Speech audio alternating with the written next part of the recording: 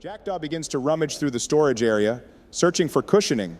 However, you begin to feel a strange sensation in your spine as an ice-cold hand suddenly touches your shoulder. Yo, what's good, my squiggers? Ah, geez! Can you stop appearing out of nowhere? What do you mean? I was in this room before you even got here. You fellows sure did take your sweet time. Wait, if you were already waiting, how did you know we were going to end up here? Oh, I have my ways. So, what have you fellows been up to? We could say the same to you. Where did you even go after the pteropod battle? Ah, yes, I simply dealt with some errands. But I ended up dance battling a weeaboo until he lost faith in humanity instead. What? Welp, now it's your turn. What's been going on with you fellows as of late? To make a very long story short, we met a union lady. She kicked the pteropod's ass. We ate and rested. Then we wandered. We found a hidden lair, explored it. Turns out it was full of bad guys. Go figure.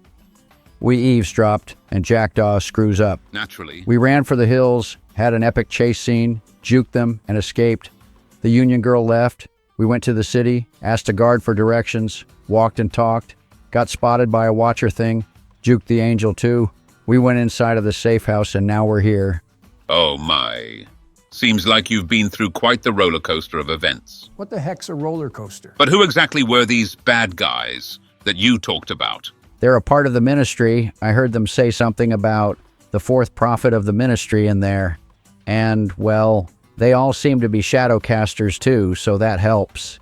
The ones who captured us were a man with really long white hair, wearing a black blindfold, an armored Adredian lady with a metal eye patch, and a kid diddler with a large black cloak and a dumb hat. Oh, so you did meet the ministry? How quaint.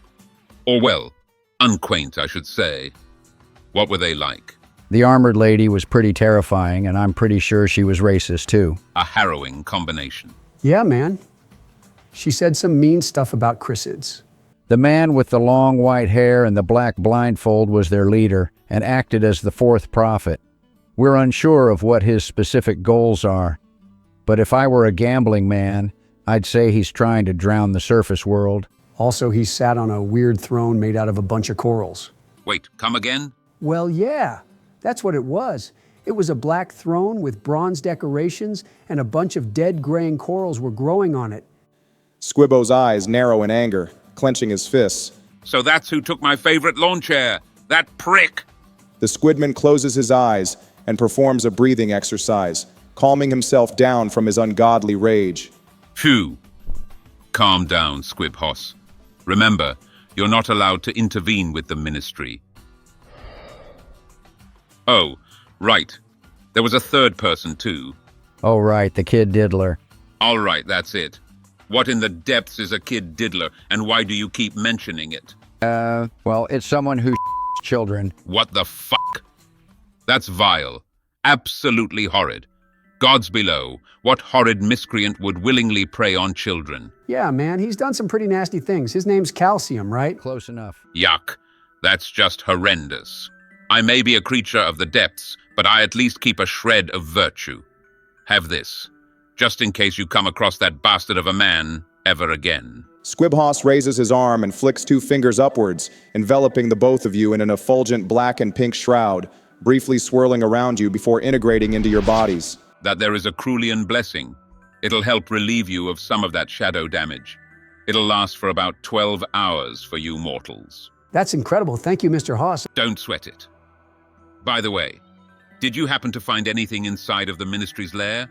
Or did you retreat empty-handed? I mean, besides the information, we did find this weird red rock. I've got no clue what it does, but maybe you'd know. I'll search my inventory and pull out the red glowy stone and let Squib Hos appraise it. Squib Hos leans forwards in a cartoonish manner, scratching his face tentacles as his eyes narrow, thoroughly inspecting every crevice of the stone. Ahem. As an ancient demigod forged by the powers of a deep-woken and a drowned god, with a brain consisting of millions of books worth of knowledge, I can only deduce that this is a rock covered in ketchup. Either that, or it's an enchantment stone. An enchantment stone? Do you know what it does? I mean, yes, of course.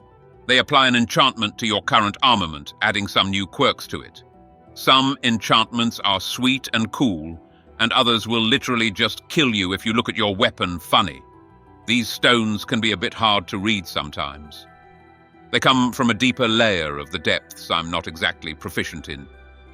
So unless you want to suddenly suffer from testicular torsion from swinging your sword wrong, you might want someone better suited for analyzing it. Do you know anyone we could contact for information? As a matter of fact, I do. I think Wifey's got an answer to this, so let's hear her out. He grabs a strange-looking conch shell from the belt on his loincloth, clicks a bunch of invisible buttons, and puts it to his ear. Wait, how does that even work? Squibbo extends a single finger, hushing you. A strange, ethereal noise emanates from the conch, and the Squid Man begins to speak. Good evening, honey. Ah, yes. Are you free? Splendid. Yes, you see, I need your help with a little something. 2 mortals have found, or well, stolen, an enchantment stone, and they brought it to me. However, I can't seem to identify it for the life of me. Your assistance would be very appreciated. Thanks a ton. Love you. Mwah. So, when's she coming? Oh, you'll know. And suddenly, it feels like reality itself is being ripped apart. The walls of the humble cellar are shredded in a cosmic inferno. Your minds go blank, and your brains begin to pulse intensely, making you both feel nauseous. An immeasurable weight is put on your back, forcing you both to kneel in the presence of this divine being. As you look up, you see a halo of light dance above a single woman with the lower body of an endless serpent.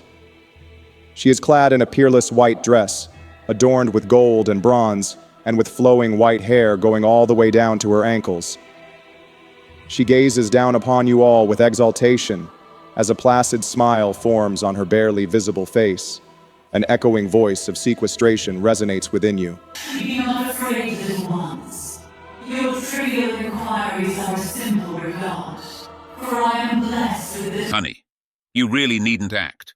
These are acquaintances of mine. The divine routine disappears on the spot, and the weight on your backs are lifted, allowing you to stand once more. Her demeanor shifts from that of a goddess to that of a casual lady. Oh, goody. Hello, little mortals. You are friends of my dearest husband, yes? How wonderful. Great to know he's still finding companionship to this day. Oh, wow. Before you answer, I'd like to ask, what are you, who are you? What a wonderful little question. My true name is Lyric Kizarin Kishki. I am one of the 4 unhallowed voices of resurrection. We judge every soul who has died, and judge if they are to be resurrected within the depths, or to disappear for all eternity. We also run the trial in the Tower of Interstice, to decide who gets to return to the little cage you call the overworld. Also, respectfully, I think you're pretty. Oh, art thou not a little cutie patootie? She gently pats you on the head with her tail. Oh, I almost forgot. You were the ones with the stone. May I have your enchantment stone, please? Of course, I'll lift it up so she can grab it. In the blink of an eye, your stone is swept away, and now in the curious hands of the serpentine woman. After a few seconds of analyzing it, the stone returns to your hand as she smirks knowingly. So, do you know what it is? Of course, but telling you outright would be way too easy for you. I need a bit of a challenge. Oh, man. Don't tell me we gotta play a bunch of weird games for it. I've taught her well in the art of trolling mortals. Of course you're going to be doing weird stuff. Precisely. What about a dance-off? Ah, I'd love to. But alas, I lack legs. Oh, I know. To get your answer, you two must answer my riddles 3. For your first question, how many layers of the depths exist in total? Number 1, 7. Number 2, -3. Number 3, 9. Number 4, they aren't real, you schizo. What do we pick, Gary? Well, number 2 and 4 are definitely troll questions, and that leaves only the first and the third question left. Wait, what if the depths aren't real? Maybe she knows something we don't. Jackdaw. Yay? Ouch! What was that for? Seems pretty real to me. Now lock the hell in and pick a reasonable answer. Ow, all right, fine. Well, 7 is the best and luckiest number, so it's probably the first answer. Well, the depths aren't exactly the luckiest of places, no offense. None taken. So if we're going off superstitions, I'd lock in number 3. Is that okay with you? Seems reasonable enough, yeah? Correct. Very well done, my lovelies. There are, in fact, 9 layers in total, 1 for each drowned god. No mortals have ever gone past the 4th layer. You're all unfortunately too weak for that. Who's your favorite drowned god? Yonshul, of course. I mean, they are my employer, after all. Any other would be a tad bit sacrilegious. Of course. We only represent Yunshul in this household. Damn right. On to the next question. What tunes doth pleaseth the ears of a goddess? Number 1, jazz. Number 2, pop. Number 3, opera. Or number 4, melodic death metal. What does she even mean? I'm pretty sure she just wants us to guess her favorite music genre. Well, that's kind of hard. We barely know her. Also, what would constitute as pop in this universe? Would it be like overplayed tavern songs or... No clue, but I think I might have the answer. What is it? She's a white woman. She probably listens to Harry Styles. Therefore, the only legitimate answer is number 2. Well, that's a pretty shallow assumption, Gary. Who says she can't listen to jazz or opera or, death metal? Well, listen, it's just the most popular genre, hence the name. It's by far the safest choice. Also, she could be referring to the golden age of pop, like MJ. True, but is that really what a goddess specifically would listen to? Okay, but would a goddess listen to death metal? I don't know, maybe? Jackdaw, that's stupid. Just lock in number 2. No, I don't buy it. I'm gonna lock in number 4 out of rebellion. Welp, it's your funeral. I'm locking in number 2. Just don't cry when I'm right. Victory was never in doubt. What the shit? I thought that one was just a troll. Gervasius, I'm quite disappointed in you. Chrysid, Dost thou take me for a common wench? I am appalled. Nay, mine ears only indulge in the serendipitous growls of soil work. What?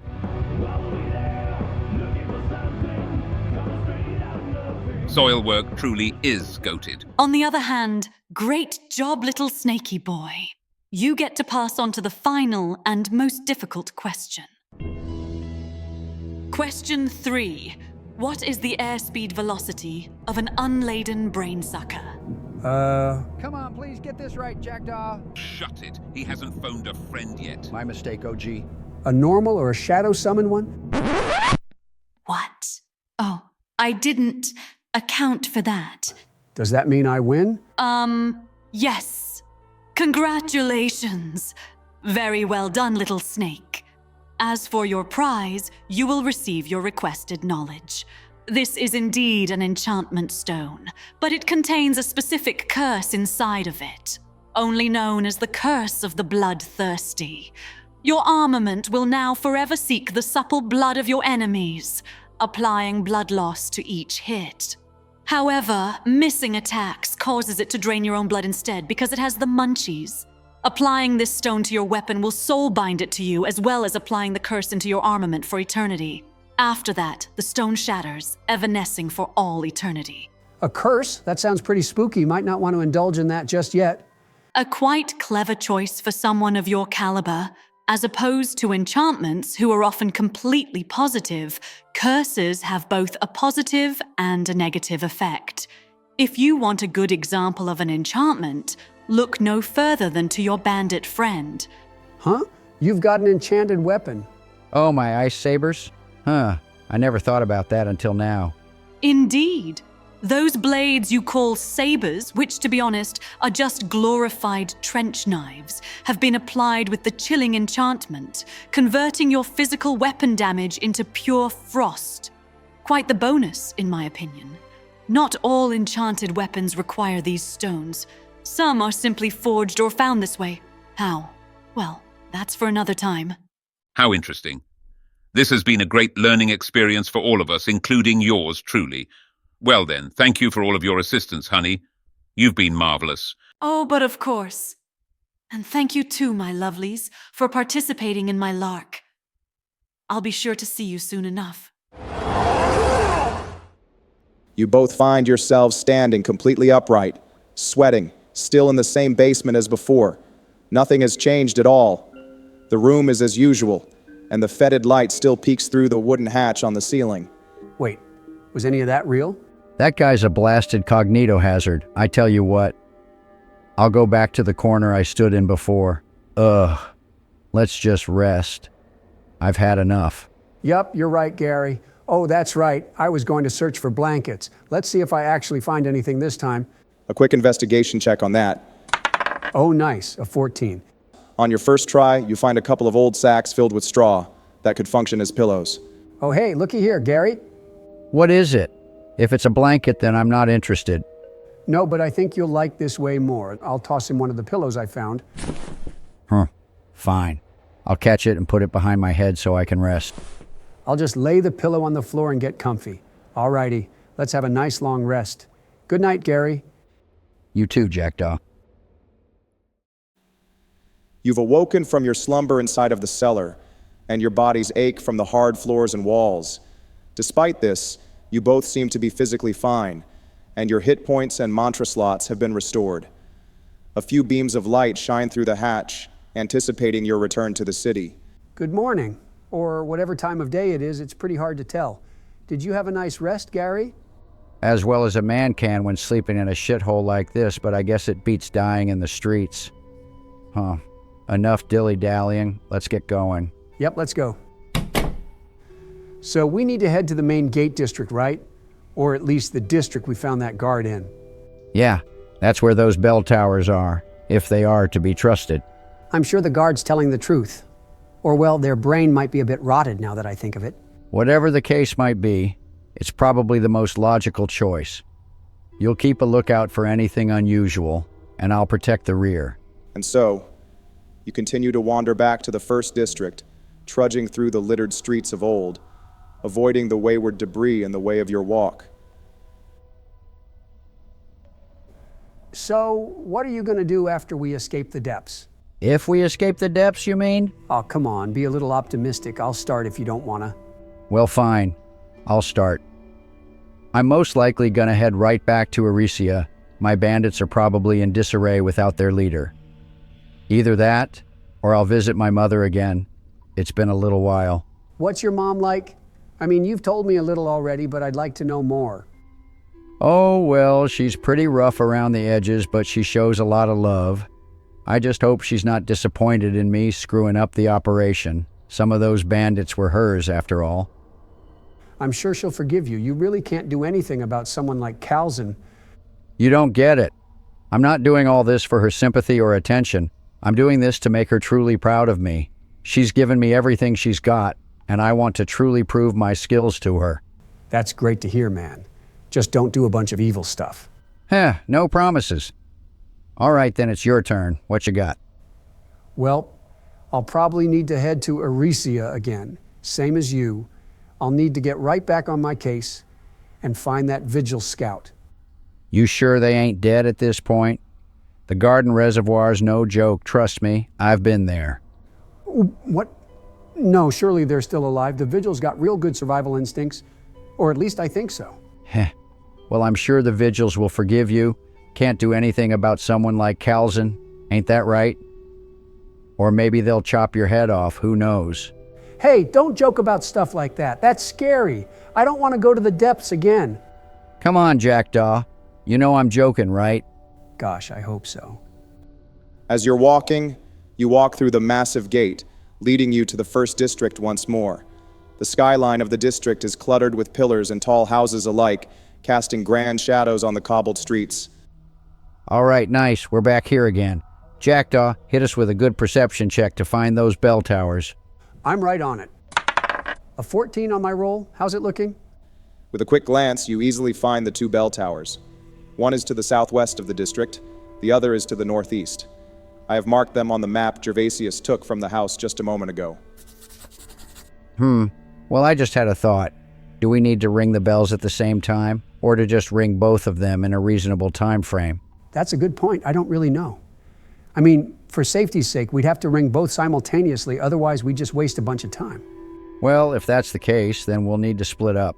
I'll take the one on the southwest, you'll take the one on the northeast. And let's make this quick, too. Who knows what's hiding here?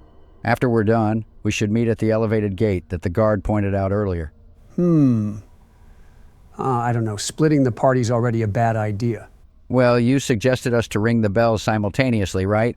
I mean, kinda, yeah. Then let's get down to business already. Those bells aren't going to ring themselves. Well, here goes nothing. So what are you supposed to be? Heh wow. I expected a bit more grace from an adjudicator. I am Agent Harbinger Pad Parasha, Asha for short. Makes sense you haven't heard of me. I'm only called when things have gone dicey. Isn't that right, Calzine? Well now, aren't you a condescending one? Are you trying to insinuate something with that statement? Art thy no more brain than stone? Speak in common, slug. Wow. And here I thought Pax was the only racist one. Fine.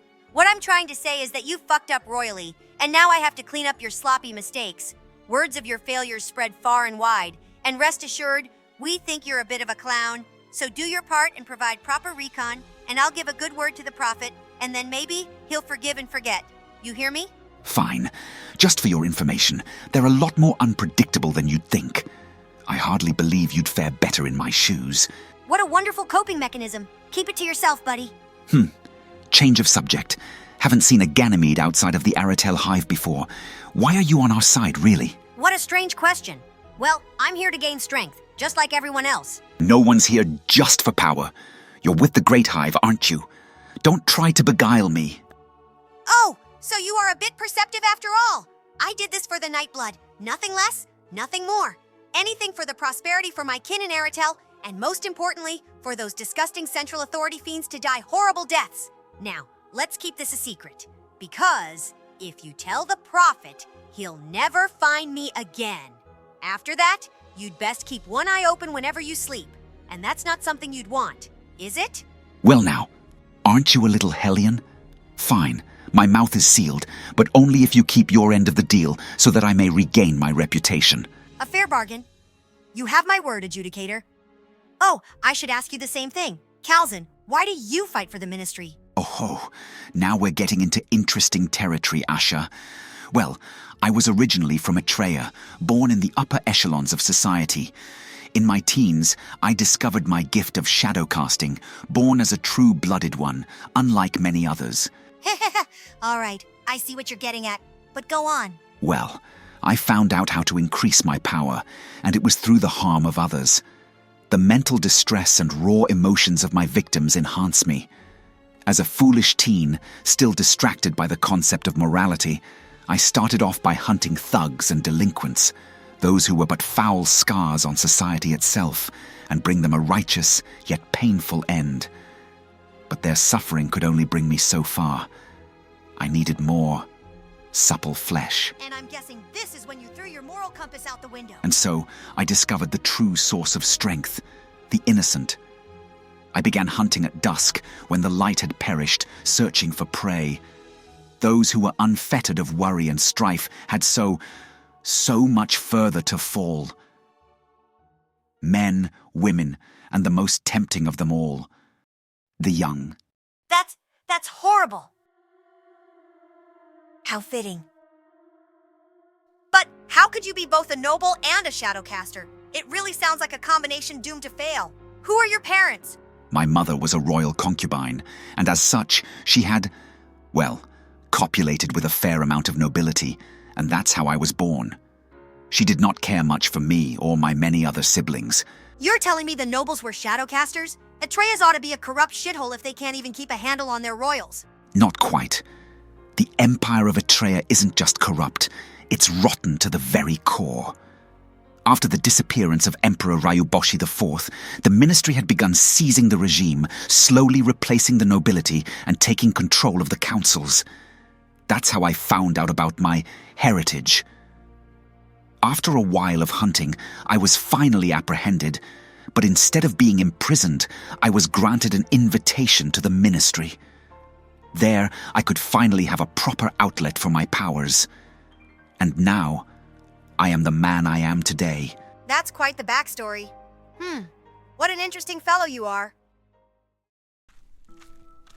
Well then, it's time we kick this off. Fly and scan the districts for them. I'll be hiding in the shadows. If you spot anyone, just channel some of your ether to me so I can detect your position. After that, I'll end it in a single strike. Do you follow? Ah, what a pathetic little sentry. Keep quiet, you pathetic cask! Actually, wouldn't the guards notice me flying around? The Seltorian guards? Ha ha ha! Oh, you think they'll do anything at all? They're moronic, half-witted automatons. I'd barely classify them as sentient. You're free to fly. Just be discreet, so our rogue shadowcasters don't detect you. Or the lanky watchers, for that matter. Have I been clear? Crystal clear. Umbra sucker!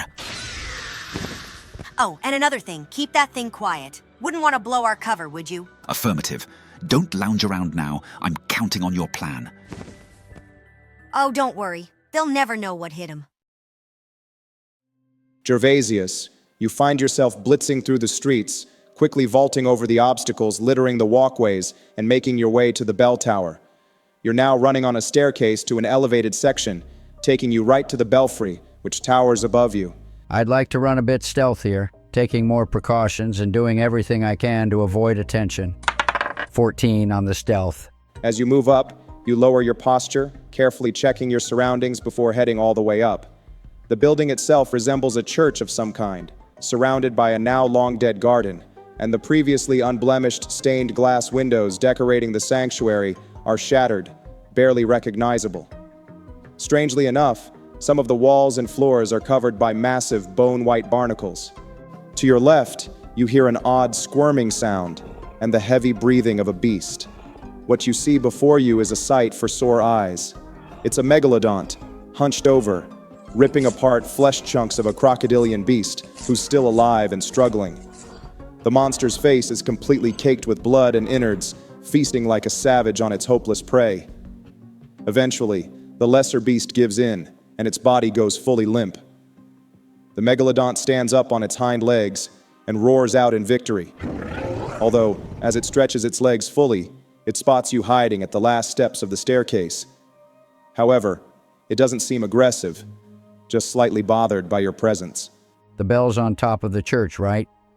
Maybe I could just quickly climb the walls to reach it. As you approach the church, the megalodont draws closer, baring its many sets of teeth at you, still littered with chunks of flesh, and it produces a low growl. I guess it doesn't like me being near it. Could I roll for nature to see if I know something about megalodont biology? All right, go ahead. I got a 12. Let's see if this works. You remember some of your retellings back from your old bandit crew in Erisia. Megalodonts are highly territorial, but are usually docile outside of hunting or nesting, and are surprisingly intelligent. The barnacles littering the area are a type of nest they construct themselves. Well, if it's got brains, then it can be bargained with. Let's have a looky here. Oh, right, I do have the pteropod leg in my inventory back from before. All right, buckaroo, let's have ourselves a fair deal. You'll let me climb up to the belfry, and you can have this here prime A5 pteropod leg, 10 out of 10 marbling score, the best thing money can buy. How's that sound? Roll for animal handling. The first one of this campaign, actually. A good old 16. The creature obviously doesn't comprehend your speech, but it does realize the offer you're making. It methodically walks over to you on all fours, before it callously snatches the leg from you with its mighty claws. It inspects the leg, trying to find any meat on it. However, something else clicks within the megalodont's curious brain, and it begins using the sharp claw of the pteropod leg to pick and clean their teeth, which it appears to find much joy in. The creature stops making eye contact with you, allowing you to enter its nest unbothered. Perfect. I'll climb up to the bell using the church walls. 22 on my acrobatics roll. A simple endeavor. You quickly parkour up the sheer wall and step onto the shingled roof, carefully making your way to the bell, sitting elevated within its own separate tower. The large bell, although ancient, is still a peerless shining brass, reflecting light beautifully. Great. I'll just sit here until Jackdaw gets to the same position. Can I see Jackdaw's bell tower from here? You can, actually. It's the same kind of building, with the same beautiful type of bell. However, he's not at his position yet. Well, that's to be expected. Mine was the closest one. I'd like to make a perception check to see if I could find him. 15. You look around, carefully scanning the streets below, but you do not see your vigil friend. You do, however, see something much more sinister in the skyline. Ah, son of a bitch. It's him. Jackdaw, you find yourself skulking through the alleys of the city, keeping a low profile and pacing steadily to your bell tower. Aw man, I should have asked to take the closer one. Gary's way better at stealth than me. Well, that's what I get for not speaking out. I guess I'll keep my pace. Slow and steady wins the race. You continue to walk, keeping to the shadows as the bright heavenly splinters of light above the city gleam brilliantly over the dismal ruins you find yourself in. The shape of the bell tower now begins to become more clear, surrounded by a once bustling residential area, now barren. You come to your stop, and you begin to slowly look up and observe the spire in front of you, along with the foundation it's built upon. From the architecture of the building, you deduct it to be some sort of church or sanctuary of some kind. Wait, so they got two churches in the same district? Man, prayer day must have been huge back then. Perhaps I'll try scaling the wall of the building. That's a solid start. Dang it, a 4 on my acrobatics. You attempt to ascend the wall with your serpentine agility, but the bricks of the building don't seem to have any good ridges to grab, making it ultimately a futile effort. Well, that's a bummer. Oh, wait, I could just walk inside of the sanctuary and check for a staircase or a ladder. The sanctuary is blocked by aged yet sturdy double doors. Letters cast from iron are stapled to the entryway, spelling out the name Chancel of Hornostoff. As you use the handle, the doors swing open with ease, revealing a large, symmetrical, and mostly untouched hall filled with rows of seats, where many once prayed for salvation. What a neat little place. Looks pretty good even to this day. What's the area looking like? Are there any ladders or ways to climb up to the bell part? Indeed. To your left, there is a small staircase leading up to a wooden overpass, which then leads to a ladder. All right, awesome sauce. When I ring that thing, Gary and I will be out of here lickety-split. Well then, you quickly ascend the ancient stairs and begin treading onto the overpass, silently appreciating the tasteful architecture of the place as you walk by a few old barrels, storing archaic books. However, you feel a strange chill overtake the area, which makes you briefly shiver. Yikes, that's not a good sign. Is there anyone here? Squibbo, is that you again? Suddenly, something taps your shoulder, prompting you to look around. You immediately see a shell-shaped wizard hat in your face, and the one wearing it is a barely 5-foot-tall gremlin of a human. Their abnormally large eyes are a striking violet, and they have no mouth at all. It appears to be a Ganymede, a hermit race based on sea snails, with permanently slick and oily jet-black skin. Good morning, sir. We've been trying to reach you about your boat's extended warranty. Wait a minute, my boat doesn't have a crap. I'm about to get shanked, aren't I? You catch on quickly. You hear a sudden sound behind you. An ominous force approaches at impossible speeds, prompting you to roll an acrobatics save. Dirty 20. You quickly duck as 3 dark chains fly just above your head, barely missing. You look around to see an exact copy of the Ganymede. It speaks in a mocking tone. Heh, you really put the vigil in the word vigilant, don't you? Go ahead, run for that ladder, little samurai. Suddenly she disappears in a puff of feathers, and 4 more clones appear surrounding you. They all enter a fighting stance, each enveloping their right arm in a dark energy, almost like a blade. A cacophony of voices cry out as they all speak in unison. Dark blade. Whoa! Stranger danger. I cast vent as a reaction to get these goons off me. Finally, that's the first of the campaign. The strange clones all lunge forwards to strike you, but Jackdaw exerts his ether into a protective shockwave, repelling the synchronized attack. Their attacks bounce off the barrier as they stumble back in surprise. One of the clones are launched onto the fragile railing of the overpass, breaking it and falling down on the hard brick floor beneath. What the heck is this guy? Can all Ganymedes clone themselves like this? Through biology? Very unlikely. This is the work of something else, not an attunement, but an alternate power, one which is unknown to you. Whatever the case might be, I'm still going to have to book it out of here. Running on the overpass will just get me cornered again.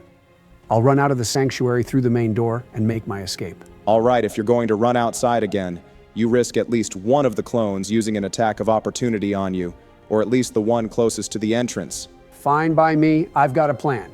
I'll keep to my guts and make a run for the exit. Seeing you frantically sprint out, the shell-clad magician calls out an order. The snake's getting clever, Calzin. As you're running, one of the nefarious clones finds a window to attack you. A 17 to hit and 10 shadow damage, which is reduced to 5. One of the clones slash at your shoulder, carving a dark etch into it, but the pain is minimal. You make a hasty right turn out into the streets of Seltor once more. However, from above, you see Calzin swooping down, carried by his Umbra Sucker, with an irritated expression on his face. Now let me cook. Since you haven't made me roll for initiative yet, I'm not in combat, so I choose to use Gale Leap to instantly jump up to the roof of the church. No checks needed. Oh shit, that's right, I didn't think of that. Well, damn. You perform a running leap before launching yourself up and backwards in a backflipping motion, landing smoothly on the edge of the roof, baffling the adjudicator. After that, I'm going to run up the roof and get to the bell as quickly as possible. Try and catch me, Calcium! You begin to speedily navigate the rooftop, running up to the bell tower on top of the building. Calzin, being annoyed by you bastardizing his name, flies in for an attack, conjuring a colossal greatsword of shadow, and thrusts forwards like a knight jousting with a lance. Oh wow, a 9 to hit, which misses by a long shot.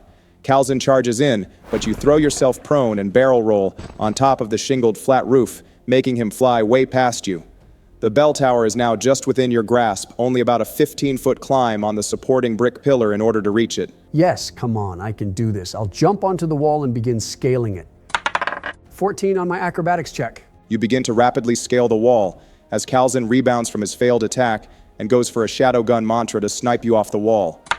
So close, a 15 to hit, which just barely misses. You manage to launch yourself up, avoiding the dark blast by the skin of your teeth, as it rips apart some of the ancient bricks of the bell tower just beneath you. Die already, you slippery prick! Nuh-uh, I don't wanna! With that final jump, you've reached the bell at the top of the bell tower, beholding the archaic city from the top down. I'll wave my arms around so Gary can see me. And after that, I'll slide and go below the bell and ring it from underneath. Oh, and I should probably cover my ears while I'm at it.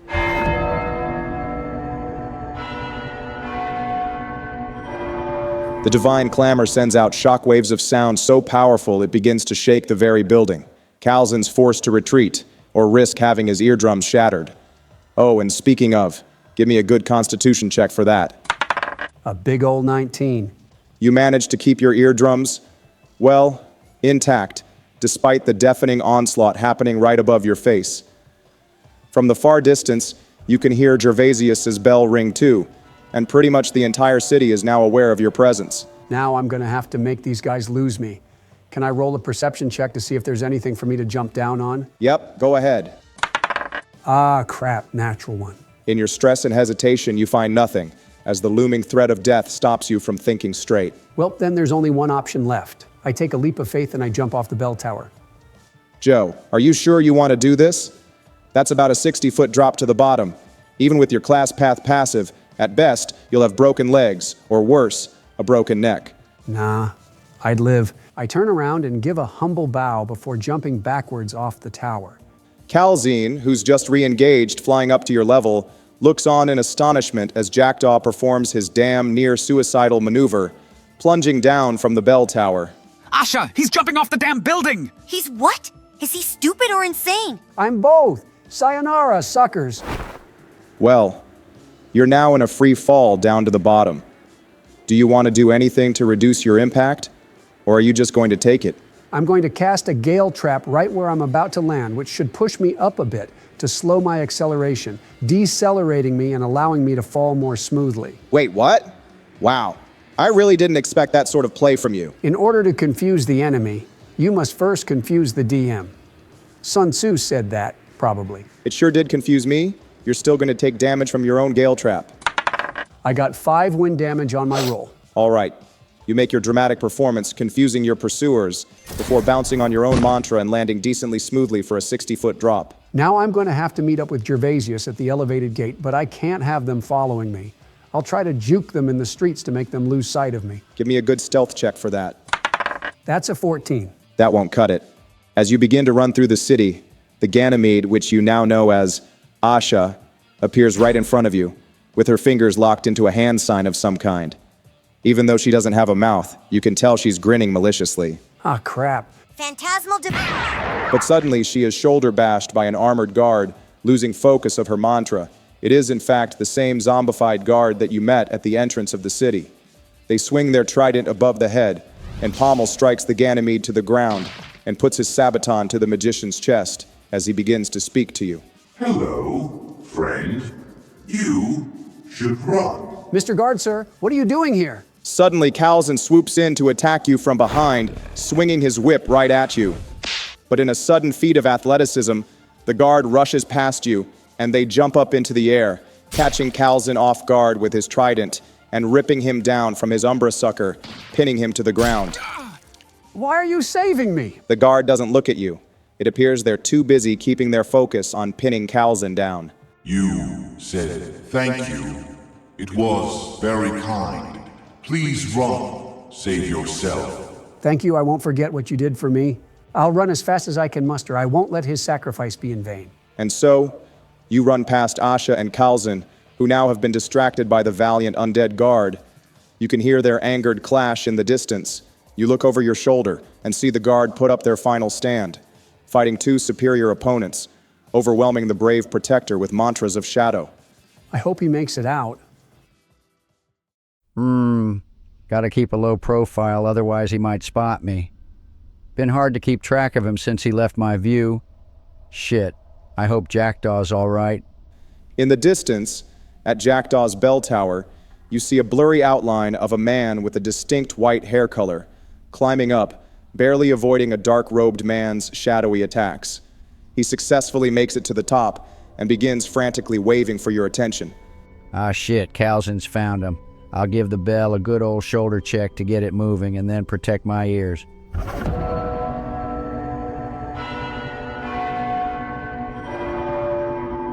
The bell resonates with thunderous clangs, harmonizing with Jackdaw's distant bell tower. A grinding noise of steel is heard in the far distance as a massive dark metal gate is opened, allowing entrance to the Tower of Interstice. I need to make sure Jackdaw is safe first. I'll begin running to his bell tower so we can group up again. You safely make your way down the tower as the megalodont is still chewing on the leg, oblivious to the events that have taken place. You take a shortcut, jumping down and parkouring on the nearby rooftops. But as you're running, you begin to hear frantic shouting way below you. Perched on the rooftop, you look down to see an Adredian mother and her young son, cornered by a mud skipper clad in leather armor, wielding a dagger. It strides slowly towards them as the helpless parent embraces her crying child for the last time. I know it's a waste of time, but... I leap down off the building, planter kicking it in the face while doing so. 23 to hit, and well, the damage is up to you. You leap gracefully off the rooftop, slamming your boot into the face of the groaner, shattering its skull as you land, killing it instantly. The kid looks up at you in awe as you stand with your back turned to him. He asks you a single question. Whoa, who are you? I look over my shoulder, meeting his gaze. Gervasius. The kid's mother responds with teary eyes, relieved. Gervasius, the thank you. Think nothing of it. I'll walk around the corner, flapping my mantle. Wait, I know you've already done more than enough for us, sir, but do you know anywhere safe we could respite?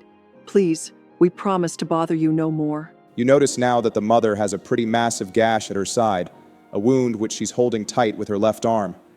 Varicosa District, the one to our left. Head up the marble high rise and search for a small house with a round roof. The basement there is quite robust. No one will look for you there. If you ever see one of those freakish watchers, take it slow and hide in the shadows.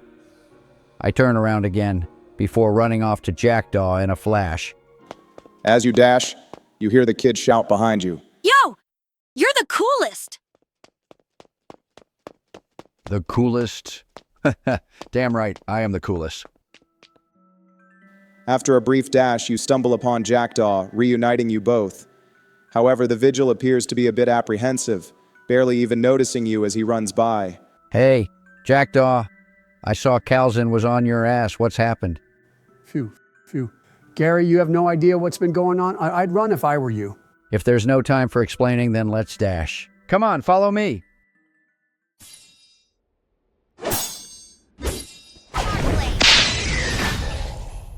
Shadow gun.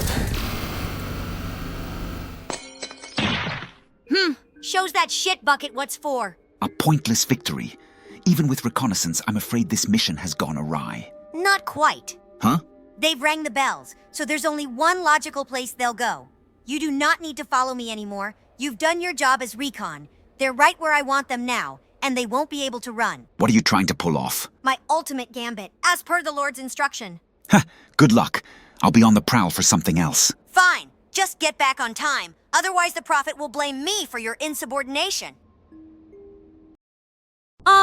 Mother, who is that man following us? Huh? How precious. Such brimming innocence. Who are you? Please, sir, we don't have anything to give you. Oh, but you do. So stay away from us. Oh, please, do not deny me my tender reward. Mother! Run, Killian! Don't worry, you will get to know me soon enough. Huh? What in the... Where did they go? Have I gone mad? Not unlikely. You're both now standing in front of a massive opened gate, leading to the final boundary between life and death. You pass through and are greeted with the base of a massive hollow spire, constructed from unblemished stone. The path you tread on is fashioned out of decorous black bricks, untouched by the wastes of the depths or litter from the common city. Arriving inside of the spire, you step on a black carpet as you look up to see massive hollow chambers up above, braziers burning with light blue pyres, and resplendent statues of figures you do not recognize. One of the statues catch your attention. It appears to resemble a man in a ceremonial cloak, fitted with platinum plates and wielding a large trident spear. Instead of a regular human head, it appears to be animalistic. It almost looks like a two-headed raccoon, if you could believe that. Strange. What kind of freaky arts and crafts projects were the Celtorians into? I think it's supposed to resemble some important figure. A god, maybe? Hey, maybe it's one of those celestial guys we learned about some time ago. I don't know. Maybe. We really don't have time for sightseeing. Calzin's probably still looking for us, and I don't know about you, but I'd rather get the hell out of here. There's got to be like a staircase up into the tower, right? In front of you, you spot a quite large elevator platform, presumably around 25 feet in diameter, held up by 4 massive chains. The original purpose of the elevator is lost on you, but by looking at the few barrels resting on it, it was probably for escorting heavy wares. On the floor on which the platform rests on, there is a heavy-duty lever waiting to be pulled. Well then, let's get on the platform and get moving. Yep, I'll get on and take a quick rest. I'll pull the lever and walk onto the platform, ready for whatever might happen. The lever reels back as you pull it, being lighter than you thought. The elevator begins to creak loudly as it's being pulled up by the chains. You jump on, standing right next to Jackdaw. Just above you, you can see a bright light, a hopeful shine of the warmth and comfort of the overworld. Can't believe we've made it so far. I surely thought we would have been killed somewhere along the way. Not me, though. I always knew we could make it, no matter what. That's quite naive. It's not naivety, it's optimism. And hey, look how well it turned out. You know what? You might be right about that. But we're not in the clear yet. Who knows what lies ahead in that godless trial? Yeah, we've got to be ready for whatever they might throw at us. Oh, and speaking of that, I could really use a potion. I took some damage trying to escape Calzin and his friend.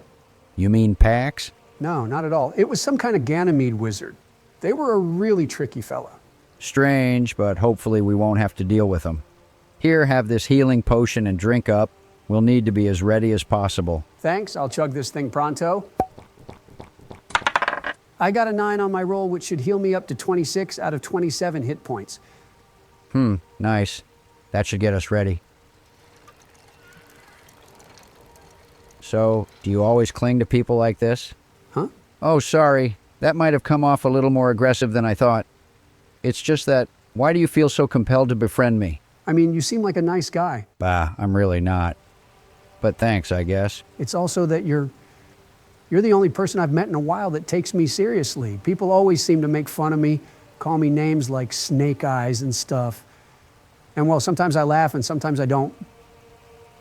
It's hard to tell whether they're doing it out of malice. At least with you, I know you don't really mean it. I know you're not the biggest fan of me, the stuff I do, and what I believe in, but you're at least honest with your words. Wow, I didn't really expect that.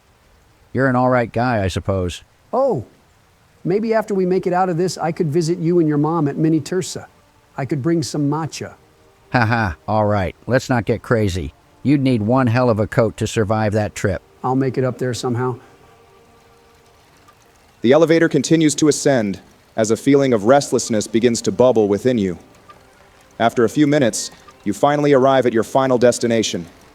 The elevator platform stands as the centerpiece of a dome-shaped arena with a dark green stained glass roof right above, reflecting the light above it in a radiant light show. The room shows signs of battle, with small yet noticeable chips on the nearby walls. The walls are decorated with marble pillars, and along with 4 distinct statues. One is of a swirling sea serpent, the other of a massive ominous knight, the third of an arrogant warrior wielding a staff, and the final one shows a faceless commander with their arms crossed. Suddenly, the eyes of the 4 statues light up as several inauspicious voices begin to coalesce within the arena, their voices echoing on the wide walls. Their words are unclear. It seems they are mumbling to each other, sentences starting and fading at a rapid pace.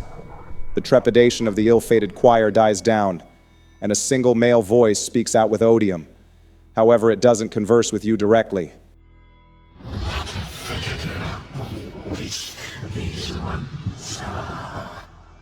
How quaint. I knew you lovelies would arrive here sooner rather than later. Welcome to the Tower of Interstus, the fine line between the realm of the drowned and the realm of the living. Speak to these pests as you know them. Oh, but worry not, my charming odium. Give your acquaintances with my beloved husband. Anything less than a proper introduction would be contemptuous, no? The fact that you are killing low mortals, even a mortal attention, is already contemptuous enough. However, in the midst of their eloquent yet pointless feud, a voice screeching out in enmity assaults your ears, interrupting quite literally everything. Disgusting cowards! These detestable organisms seem to overwhelm the trial with sheer numbers. Pathetic. Look for yourselves, unhallowed ones. Over half a dozen horrid mortal souls take these chambers, making a mockery of our trial. Despicable. They deem themselves worthy of the challenge. Allow me to personally educate them on their folly. Enmity has found the wrong carcass. There's not one. Well now, it appears you're right this time. Are we allowed to talk? What's going on? This has to be some sort of cruel joke, right? How unfortunate. They are unaware of the interloper amongst them. Unusual, yet highly entertaining. Perhaps you should have them numbers before continuing. Can someone please explain? I'm still confused. Suddenly, all the barrels on the platform whir to life in a crescendo of radiant feathers, every single one of them appearing as a Ganymede caster. You have been tricked, duped, falling for the ploy of a vision shaper. Without any time for you to react, the clones all unanimously point with finger guns towards you. Shadow gun!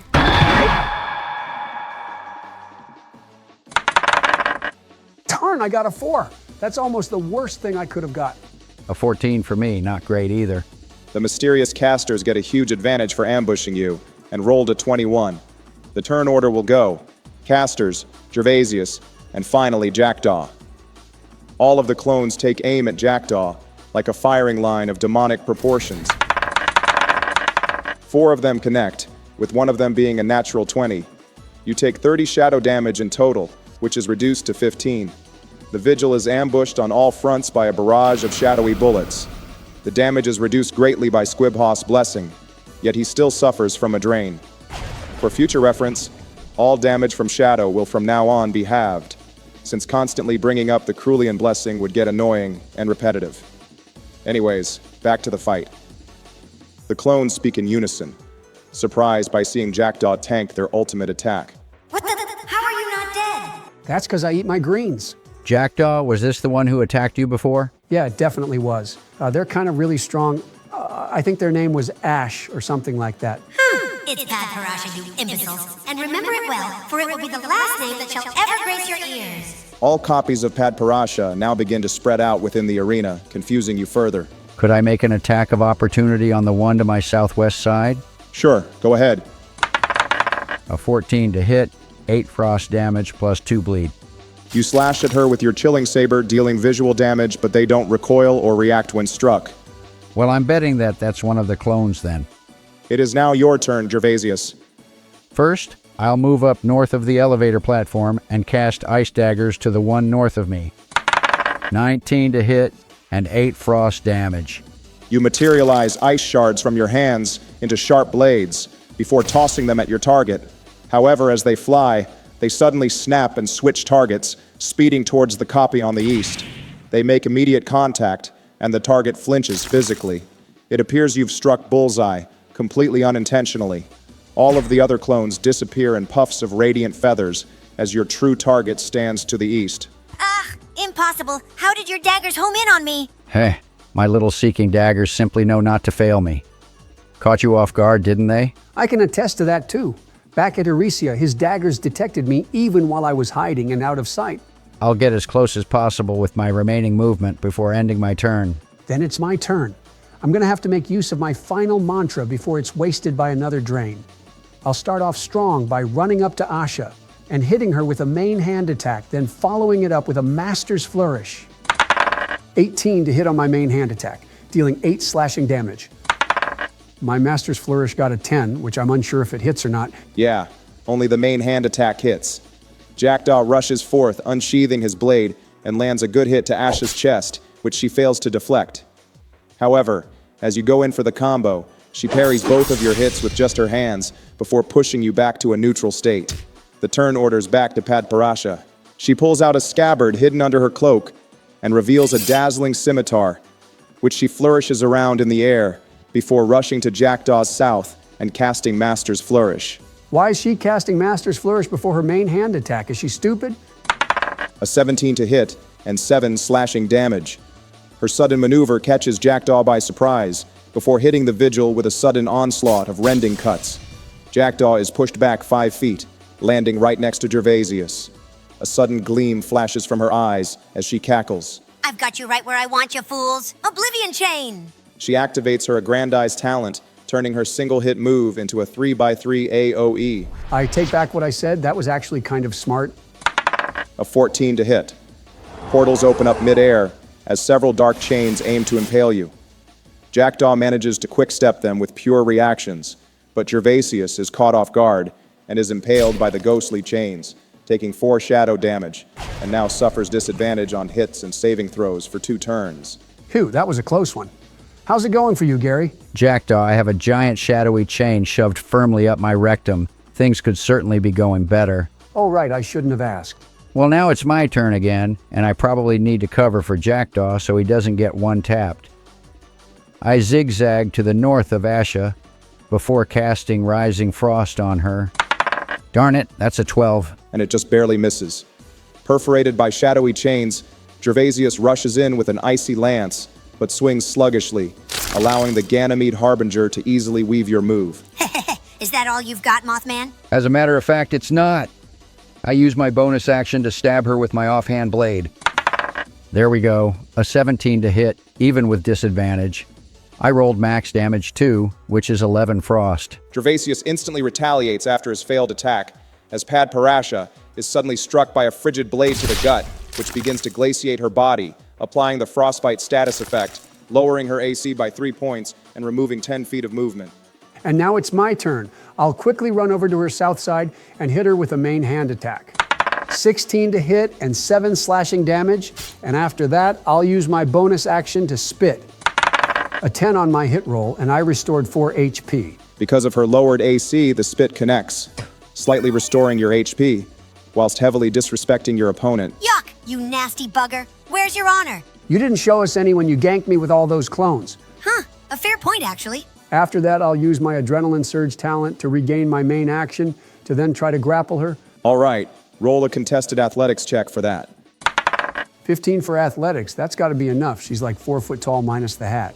Your athletics check just barely succeeds as she rolled a 14. You hit her with a quick slash to the back before hooking your arm around her fragile neck in a headlock. Get your nasty hands off of me. Nice work. Let's finish this quickly. I said, get off me!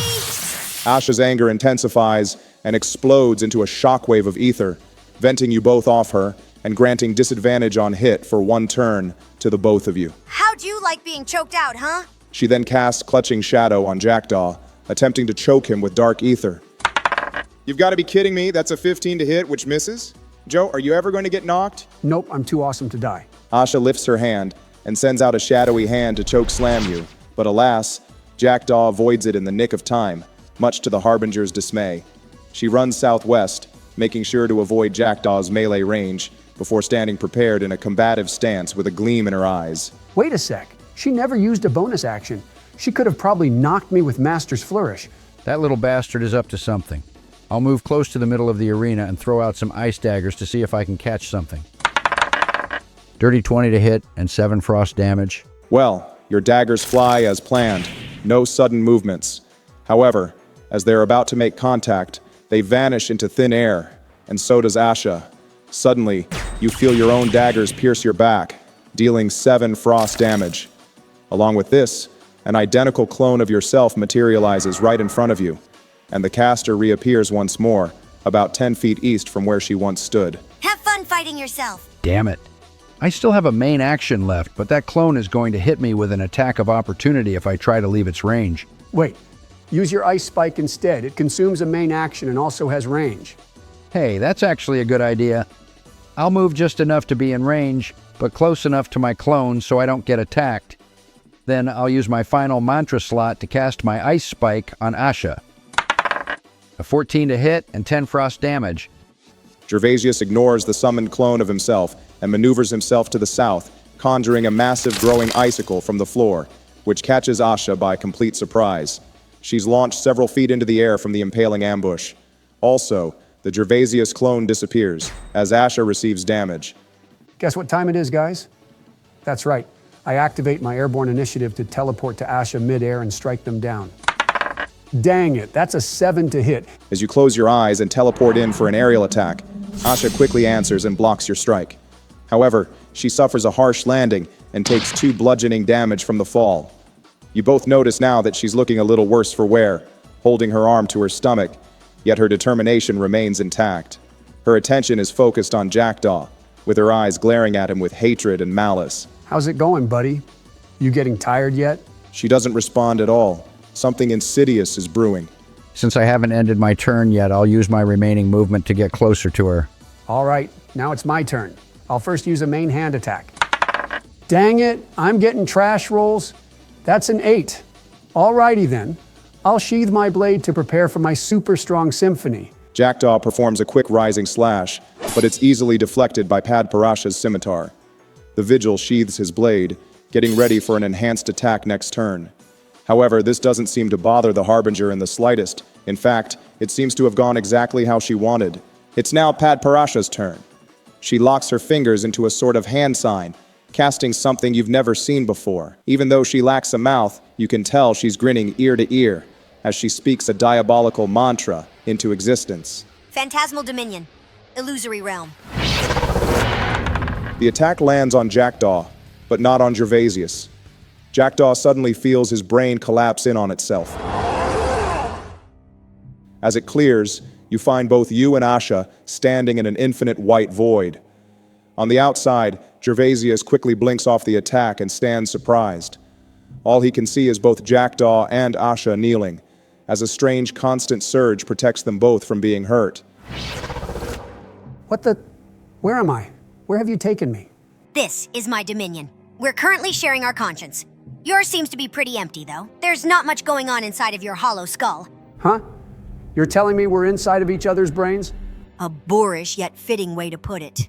Yes, our neurons are interlinking, except I'm the one with the superior psyche, meaning you stand under my mercy, and thus I cannot be hurt. However, your annoying bandit friend has brought me pretty low. Crafty as bandits always are, he might prepare something while we're here. You know, healing, hiding, and instantly backstabbing me the second my domain ends. That's not something I'd enjoy happening to me. How long does it last, and what's happening to me outside of here? Heh. Outside of this realm, it lasts for a measly 20 seconds. But inside, it can last hours. Only a few milliseconds might have passed in reality. Attacks from the outside cannot reach us. The forces of my oath prevent any exterior interferences. However, I'm not going to stay here any longer. Wait, then what will happen to me? I'll be leaving you with your demons. As a wise man once said, we suffer more often in imagination than in reality. Reality contorts once more, and you find yourself gazing onto a strange landscape, standing on a cliff with long grass growing beneath your feet. You recognize this place as Erisia. Yes, it has to be. In the distance, you see a strange, run-down shack. All around you, you hear strange breathing noises, growing louder and louder. As you blink, you suddenly find yourself standing inside of the broken-down building. In the corner is the rotting corpse of a man, bloodied and bruised, clad in a hakama, similar to yours. His eyes are wide open, and his mouth is agape. Wait, no, that can't be. As you come closer, the man whirs to life, rising back to his feet like a marionette, just as his eyes lock with yours. A sickly, screeching tone emanates from his vocals, and he looks at you with a regretful expression. Why? Why did you leave me to die? I didn't. I was on my way, but I... Liar, weakling. You are no vigil. You bring dishonor to our clan. And no, I was trying my best. Your best is not enough. Face the consequences. Asha reawakens with a confident look in her eyes, rising from where she once kneeled.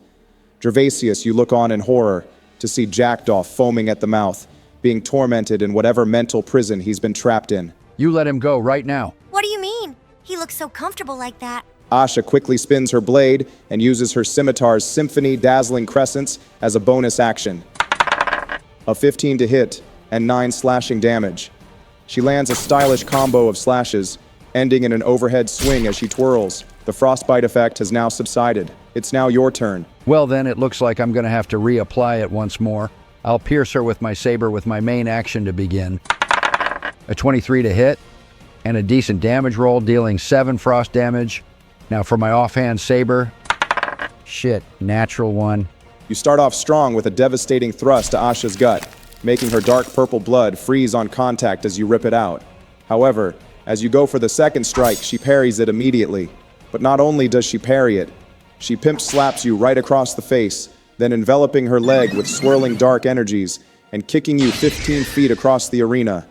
You land painfully, feeling death knocking on your doors as you bring yourself back to your knees, taking 4 shadow damage, plus 1 bludgeoning from the slap. Jackdaw's mental torment continues as Asha chuckles in amusement, with the turn order going back to her. It's been real fun, Mothman, but I'm going to end this here and now. She sheathes her scimitar and goes into a wide pose with her arms fully stretched out. Ether begins to swirl around her feet as she begins levitating a couple feet off the floor. From the palms of her hands, icy energy begins to crystallize, barely containing itself. What? Impossible. Are you a frost drawer too? Ha ha ha! Hardly. I'm simply using your little frostbite against you. Consider this, your ultimate retribution. She brings her palms together, aiming them towards you, ready to unleash her full might against you. All shall crumble before Pat Parasha, the harbinger of death. Vengeance! Flash!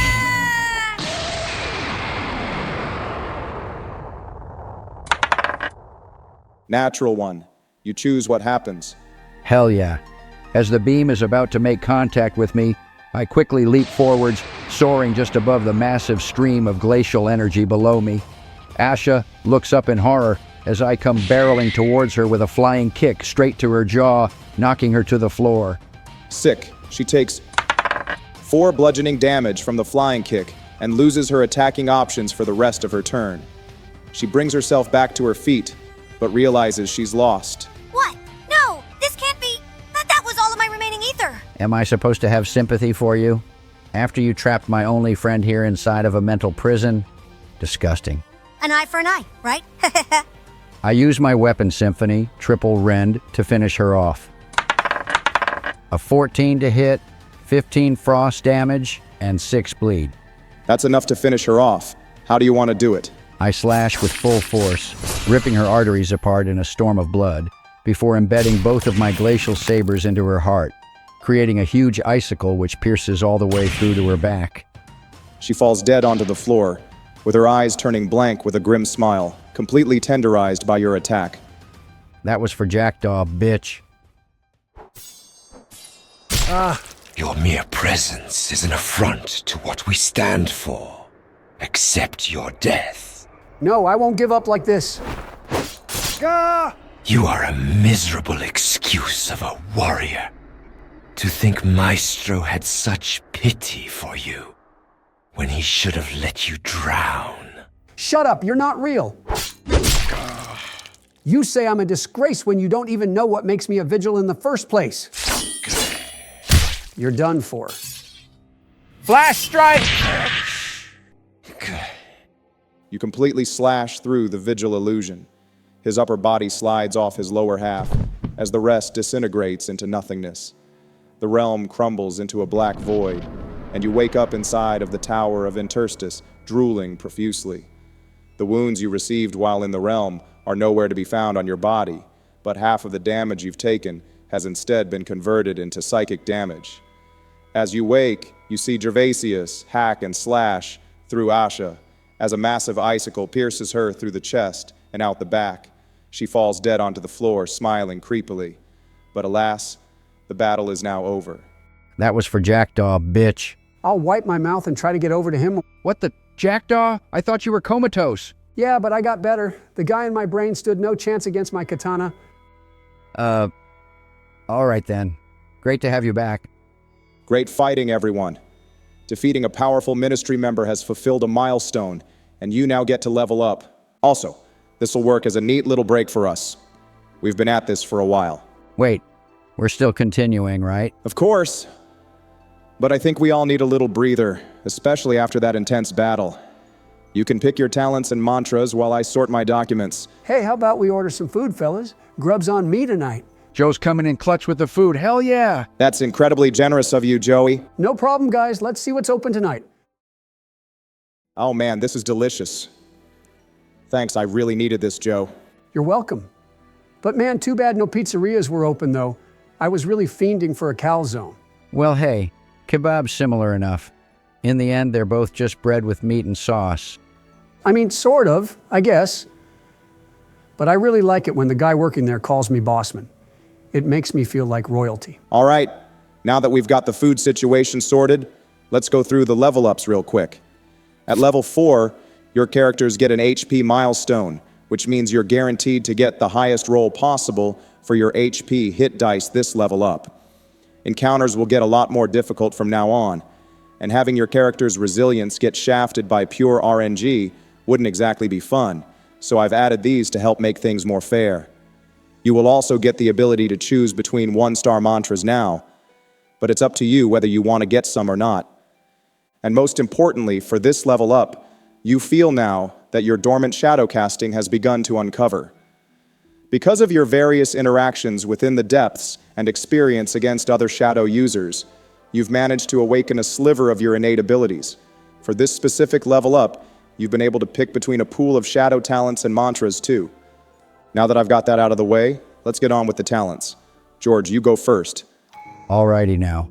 For the mantra, I picked rapid slashes. Oh, come on. We got so many new shadow options, and you picked an attunementless mantra. Listen, I don't want to follow in Calzin's footsteps. You can choose whatever you want, but I'm not going down his path. Okay, that's actually fair. So what does it do? It's a solid teleport move, which allows me to teleport up to 2 squares or 10 feet to an enemy and hit them with a quick barrage of slashes, dealing 1d8 plus 3 slashing damage.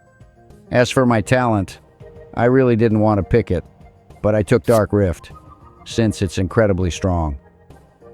After an enemy fails an attack on me on their turn, I can choose to become invulnerable for the rest of their turn as a reaction, basically forcing them to switch targets or waste their turn.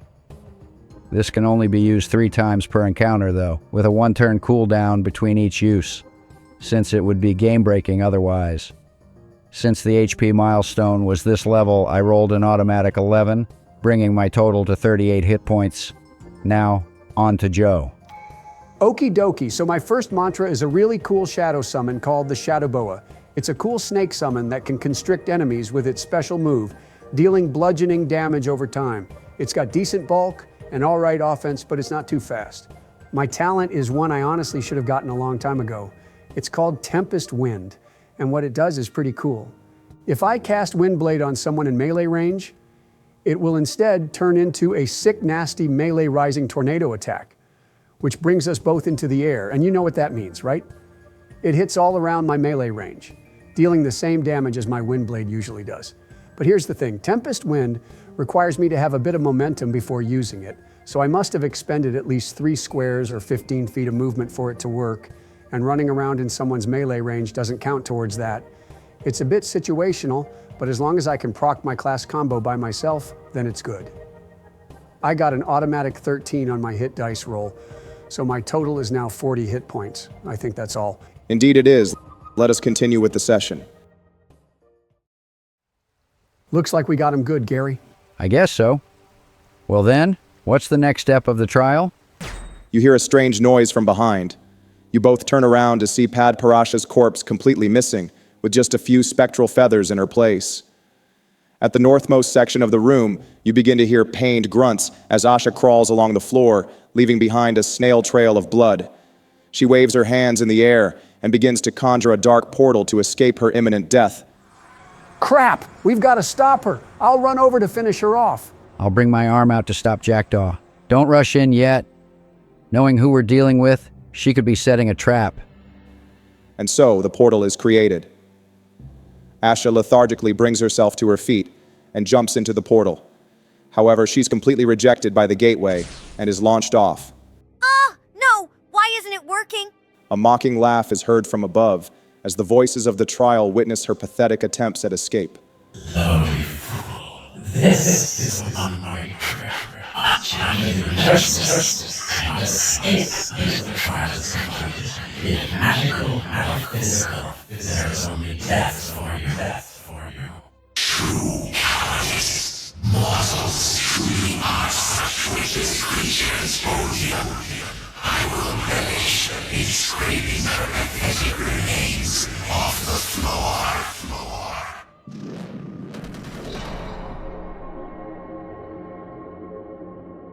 Asha's failed portal begins to whir ominously, and you feel the entire tower trembling as something dire begins to materialize from the other side.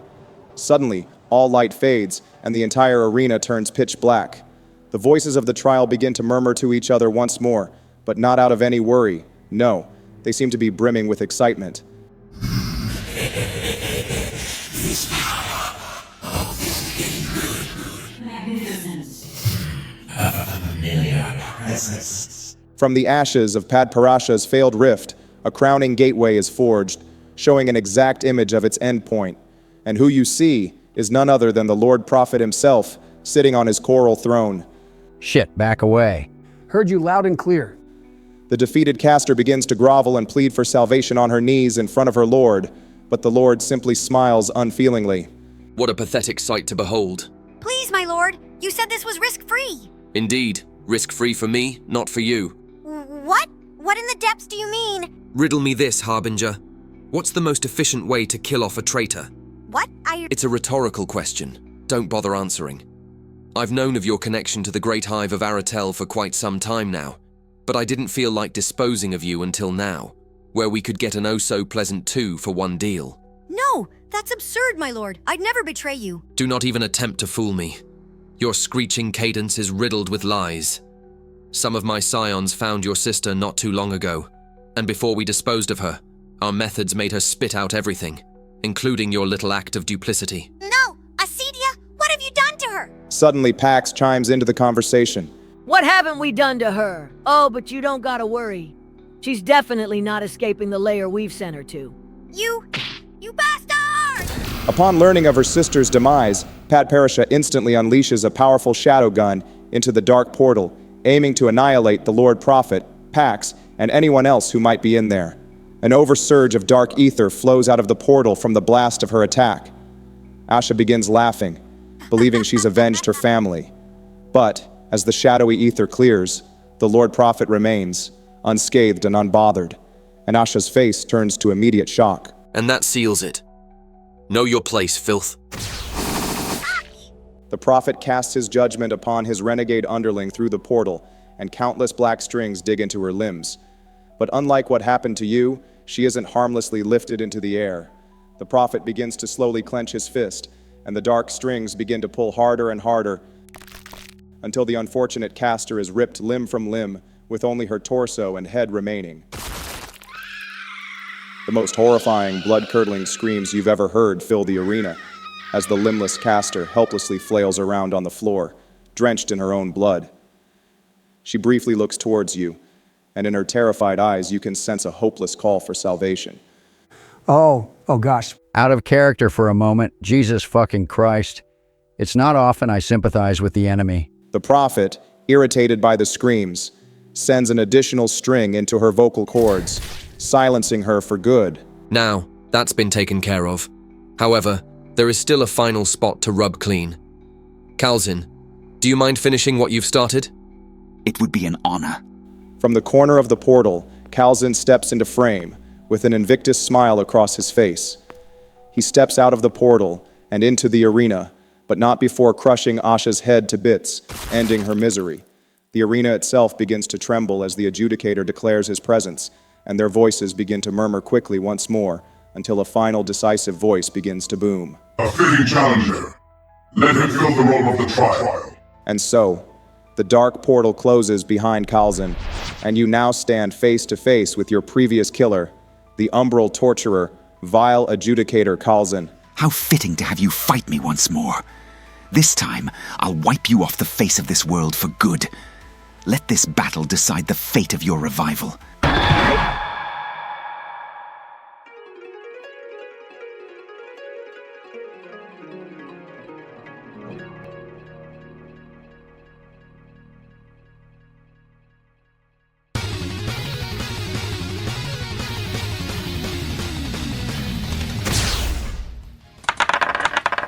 I got a 16. I rolled a 15. Not great, but not terrible. Kalzin got a 17. The turn order will go Kalzin, Jackdaw, and then Gervasius. Kalzin begins by performing a showman's bow before immediately creating shadow puppets with his hands. They got an 11 as their initiative. The shadow pods rise from the darkness of the floor and scutter along Kalzin's sides, protecting him. He then activates his talent, Darkness Aegis, granting an AC boost equal to his intelligence stat for the next 10 turns. Swirling shadows surge around him before being absorbed by his cloak. He doesn't move an inch and instead finishes his turn by chuckling and making a grand pose, as if he's saying, "Come on, try and hit me." All right, Jackie, I've got a plan. Kalzin's not the type to play fair, so he'll summon as much shit as possible. I'll need you to handle him while I deal with the summons. How are you going to do that? I've got just the thing. Just do your best to stall him out. Got it. Kalzin hears you chatting from afar and begins goading you. Are you discussing your surrender already? Are my puppets too frightening? Ha, how pathetic. It's not unlike you to rely on cheap summons. Bah ha ha, says you, with your little vigil sidekick by your side. You know what? I'm done catching strays. Kalzin, you're going down. I rush towards him, creating my own shadow puppet with my fingers, summoning my shadow boa, and I'll command it to protect me to the best of its ability. It rolled a 14 as its initiative. A slithering, spectral serpent emerges from the floor and begins coiling in defense. Its thick, slender body would be almost 20 feet long when outstretched. It raises its body and hisses, defending Jackdaw from any danger on the northern front. After that, I'm summoning a gale trap right behind him. I'm sure we can get some use out of it when his little crabs have been distracted. Then it's my turn. I'll move to the northwest side of the arena and bring out the Wormwarder lantern that Malakia gave to me. I saw what that gunslinger did back at Erisia, and I'm sure this'll do the trick. All right, I see what you're trying to do here. For your information, using the Wormwarder Lantern consumes a main action and has about the same properties as the Flame Blind mantra, except it can't apply blindness to targets hit.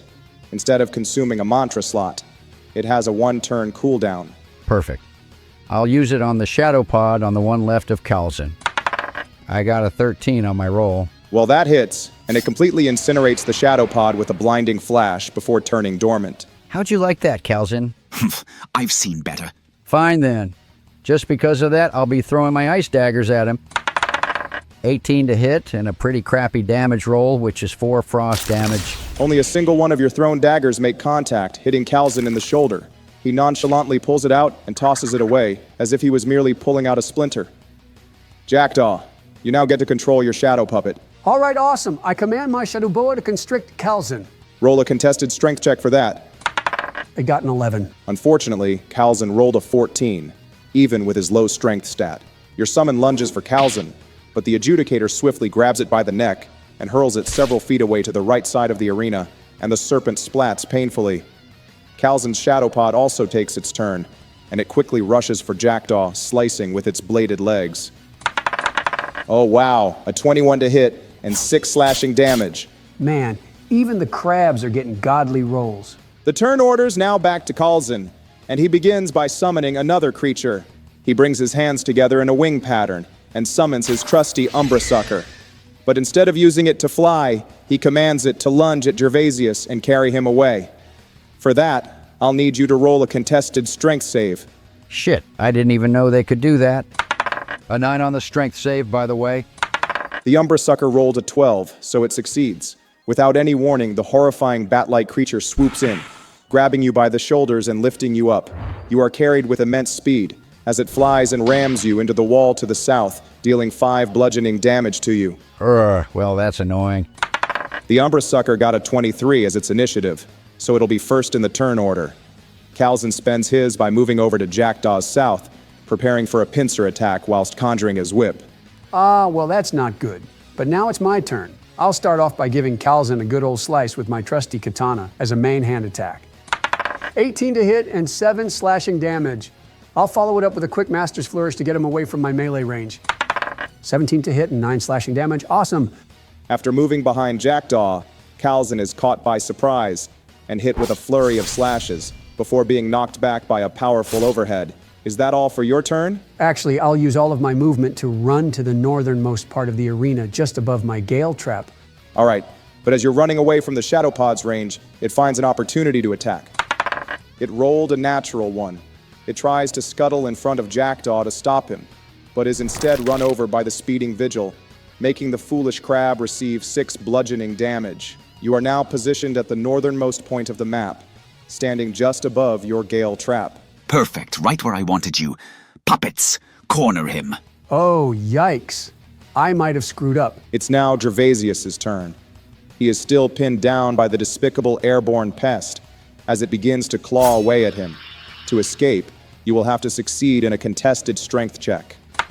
I rolled a 12. The Umbra Sucker rolled an 8, so you've succeeded. Now proceed with the rest of your turn. I won't be wasting any mantra slots, so I'll use my main hand and offhand sabers to deal some damage to it. Dirty 20 on my main hand attack, and an 8 on my offhand saber, dealing 14 frost damage in total. Nice. Your frost damage has inflicted the frostbite effect, and the Umbra Sucker is looking very weak. Joe, you get to control your Shadow Boa again. All right, it doesn't have a lot of movement, but I'm going to order it to bite the Shadow Pod to take some pressure off me. Oh, nice, a 17 to hit and 4 shadow damage. Your summoned serpent moves forwards in a rush, clamping down with its massive fangs onto the crab's carapace, cracking it slightly.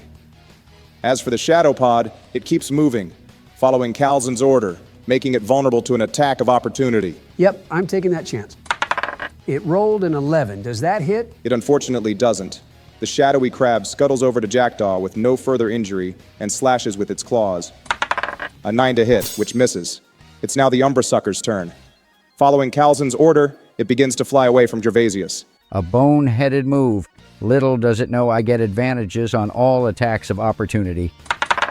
A 26 to hit, dealing 7 frost damage and 1 bleed. That's enough to kill it. How do you want to do it? All right, sick. The Umbra Sucker tries to fly away, but I quickly jump onto its exposed back, and I effortlessly slice its throat wide open as it immediately crashes down into the ground. For good measure, I crush its disgusting worm-tongued face under my boot to make sure it's done for. Awesome. Calzin hears his trusted carrier screech horribly as it fades, yet he does not seem to be worried in the slightest. In fact, he seems to be awfully audacious about the whole situation. My Umbra Sucker's gone already? Good. That can't be a good sign, right? That fucker's up to something. It's now Calzin's turn. He consumes all of his movement to rush towards Jackdaw and goes to flank him from the other side of the shadow pod, conveniently and unknowingly avoiding the Vigil's gale trap. Oh, come on. Why couldn't he just walk forwards? Calzin conjures his whip and cracks it against Jackdaw as his main hand attack. Damn, a nat 20 to hit and 11 shadow damage, inflicting drain onto Jackdaw. And because of Calzin's talent, overwhelming drain, a burst of darkness erupts from within him, dealing an additional 2 points of shadow damage around Calzin's melee range after inflicting drain. He follows this successful attack up with his Dark Synergy talent. An 11 to hit, which fails. Calzin unleashes powerful umbral strikes onto the cornered Vigil, siphoning the warrior's ether into himself. He follows this up with a brutal knee kick, but Jackdaw blocks it with his palm, and you're both pushed back into a neutral state. It's now Jackdaw's turn. Crap. If things keep up like this, then I don't know if we can win. I might have to resort to the thing. Resort to what? Well, you'll see now. I pull my enchant stone out from my inventory and apply it to the flat of my blade. The bleeding rock vanishes into swirls of red dust, and the room momentarily turns red for but a moment. In his hands, Jackdaw now wields a steel blade, encompassed by a constant ominous red mist. Your katana has now been enchanted with the Curse of the Bloodthirsty. Curse of the Bloodthirsty. All your weapon-based attacks now deal an additional 1d6 bleed damage, and your sword now gets a +1 to all damage in general. However, missing a weapon-based attack now deals 1d4 blood damage to yourself, so choose your targets and moments to strike carefully. Oh my gosh, that's so sick! And as a final bonus, inflicting enough bleed damage unlocks a hidden additional weapon symphony, but we'll get there when we get there. What the hell did you do? Calzin, you fool! By using the fabled ketchup rock, my katana has gained unimaginable power. Humph. Whatever it may be, it doesn't matter. You'll both be dead in the end. We'll see about that, Hatman. I'll attack him with my katana. Joe, enchanting your blade consumed your main action, so you're left with your bonus action and your reaction. Aw, dang it. I'm not exactly in a good spot right now.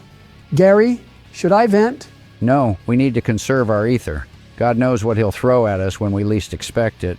Actually, wait. I got an idea. I'll move over here to Calzin's west side and hit him with a Master's Flourish to get him right into my gale trap. That'll risk an attack of opportunity from the shadow pod. It rolled a 14, which misses. Jackdaw simply moves too fast, and the blade-legged crustacean has no time to attack. Joe, continue with your turn. A 17 to hit, 10 slashing, and 5 bleed damage. That also knocks him into your gale trap, dealing an additional 5 wind damage and silencing him for a turn. After infusing his blade with the cursed stone, Jackdaw immediately rebounds, running on the walls of the arena before delivering a brutal combination of attacks onto the Adjudicator, who is caught completely off guard. The final strike sends him tumbling into the gale trap placed at the beginning of the encounter, and he's struck by a rending vortex of gales. Anger grows on Calzin's face, and he puts his hand to his throat, feeling the effects of the suffocation. The constant smirk he once had is now replaced with silent fury. It is now Gervasius' turn. I won't be going for offense this turn. Instead, I'll sneak and carefully position myself to the middle of the arena, so I can sneak attack Calzin next turn. That'll be all for me. All right, it's Shadowboa time. I'll command it to move between Calzin and the Shadow Pod, and then constrict the shadowy crab so it won't bother us anymore. Oh, nice. That's a dirty 20 on the strength roll. The shadow pod rolled a 14, so your boa wins. The slithering serpent lunges forwards, wrapping its entire body around the umbral crab, slowly crushing it, dealing 4 bludgeoning damage, reduced to 2 because of shadow skin. It's now the shadow pod's turn. It will have to win a contested strength save in order to do anything this turn. My boa got a 19 on the strength. Shadowpod got a 9, so it fails and takes more damage. 3 bludgeoning damage. Its shadowy shell is beginning to falter as it hopelessly squirms around, unable to move. You can tell it doesn't have much more energy left to fight. All right, almost all shadow puppets are done for. The turn order's back to Calzin again. Since he can't use mantras, he instead opts for his weapon symphony, Lambast. You hear an angry, suffocated growl as a second whip is generated in his offhand. He cracks both whips at the same time in an overhead maneuver, aiming to cripple Jackdaw with his shadowy tendrils. Dirty 20 to hit and 6 shadow damage. The strings of the elemental whips catch you by the feet, and you suddenly feel yourself lose your footing. Jackdaw, roll me a con saving throw. Oh, nice. That's a dirty 20. Even when struck by the calculated attack, Jackdaw's foothold remains solid, and he keeps himself upright. It's now your turn, Jackdaw. I'll be doing some regular attacks. Maybe I can apply blood loss to him. Oh, dang it. That's an 11. Jackdaw swings quickly, but Calzin sees it coming and backsteps the attack. The Vigil Warrior feels a sudden pain in his chest, and his vision momentarily turns blurry. A clump grows in his throat, but as he tries to swallow, he instead throws up a small amount of blood onto the floor. He takes 4 bleed damage from the missed attack. Ah, crap. That can't be good in the long run. Missing a spit could screw with my AC, so I'll use my bonus action to try to push him off me instead. Oh wow, it's been so long since someone did that. I almost forgot push existed. All right, roll for athletics against his AC. That's a 9. Not great. After a failed strike, Jackdaw goes in for a quick shoulder bash, gritting through the pain. However, Calzin quickly steps out of the way, laughing smugly at you. He winds his hand back and backhands you across the face, dealing no damage, but is disrespectful nonetheless. Behold! A grown man weeping like a... Ah! Did you forget about someone? Holy shit, Gary, where'd you come from? Well, as he was running his mouth, I snuck up on him and hit him with a sneak attack. I rolled an 18 to hit, by the way. That's 13 frost and 3 bleed damage. And for my offhand attack... Damn it, that's a 9. I was so close to a frostbite proc, too. Calzin is suddenly impaled by a glacial saber through his back. He tilts his head around to see Gervasius, standing right behind him. As the bandit lord goes in for a second hit, Calzin willingly lunges forwards, escaping the impalement and ducking swiftly to avoid the second thrust. As for the boa and the pod fails the contested strength save and receives 3 more bludgeoning damage, hanging on by a thread. The turn orders back to Calzin. In this now precarious situation, he counts his options and sighs. Well then, this is going to take a bit more effort than I thought. What, you mean to tell me you weren't trying before? Get real. Oh, well, I sure was. But I could always try harder. Wait, what? Calzin begins to laugh uproariously as a vortex of dark energy begins to surround him, being absorbed into his very being. If it works for the cat, it'll work for me! Shade Devour! Move the fuck away! You don't gotta tell me twice! The shadows intensify, and you both instinctively move back to the south to avoid whatever the hell Calzin's doing. He grunts and breathes heavily, as if he's restraining something deep within him. He bellows as the shadows dig into his flesh, corrupting him further and further. Dark scars form on his face and upper body, and black blood flows from his wounds. A strange runic symbol begins to show on the floor beneath him, and then... A shrieking blast is heard all across the depths. The technique has carved a crater into the arena, pretty much vaporizing anything in a 5-foot radius around the adjudicator. As the shadows settle, your sight sets upon a man who barely resembles the foe you once fought. Most of his kimono has been shredded to bits, barely recognizable. His frame was once thin and frail, but now he stands bare, chested and muscular, with shadow-scorched burns all over his upper body. His form is entirely synthetic and unstable. It appears almost as if the universe itself is trying to tear him apart, yet his shadows restrict it, keeping his volatile shape intact. Calzin has now forged himself into a vessel of pure darkness. From his own technique, he suffers 21 points of shadow damage. Every second of the process is agonizing, yet Calzin simply smiles through it, as the unimaginable power flowing through him keeps him sedated. Holy shit. Can we still win this? We have no choice but to win. There is no victory for you fools. I will bludgeon you, break you, grind you down, and reduce you to dust. After that, I will reshape you in my vision. Calzine wastes no time and instantly rushes for Gervasius, casting the Shadow Assault mantra. 16 to hit. The aberrant Calzine surges towards you, cloaked in darkness. You have no time to react as he headbutts you right in the face, before unloading an overwhelming barrage of shadow-infused punches at your body, dealing 9 shadow damage and inflicting drain. Gervasius is sent flying 15 feet across the arena from Calzine's finishing punch. The adjudicator hollers cruelly at the sight. God damn, we'd be so dead without the Krulian blessing. This strength, it's extraordinary. Calzine raises his arm and admires his new form, inspecting it from different angles. Such fleeting force. What feeble flesh could withstand this power? He then clenches his fist, turns around in an instant, and fires a quick shadow gun at Jackdaw in the blink of an eye. A 13 to hit, which misses. Jackdaw reacts instantly and weaves it. It's now your turn, Joe. I'll run up close to Gary and snatch a potion. I'm really going to need it. Fine by me, as long as we make it out of here alive. All right, thanks. Let's see what I get on this healing roll. I'll first drink this potion as a bonus action. I restored 13 HP from the minor healing flask. That's basically the best possible roll. Now, I'm going to head to the southwest side of Calzine and see if I can land a clean hit on him. Dang it, that's a 13 to hit. Jackdaw receives 1 point of bleed damage from his missed attack. Then it's my turn. We need to proc Frostbite on this guy. So I'll start off by moving a step closer and casting Glacial Impale on Calzine as a main action. That's a 16 to hit and 11 frost damage.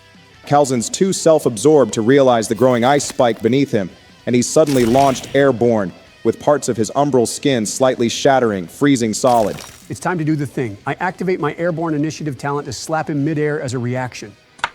Oh, dang it. Natural one. Damn.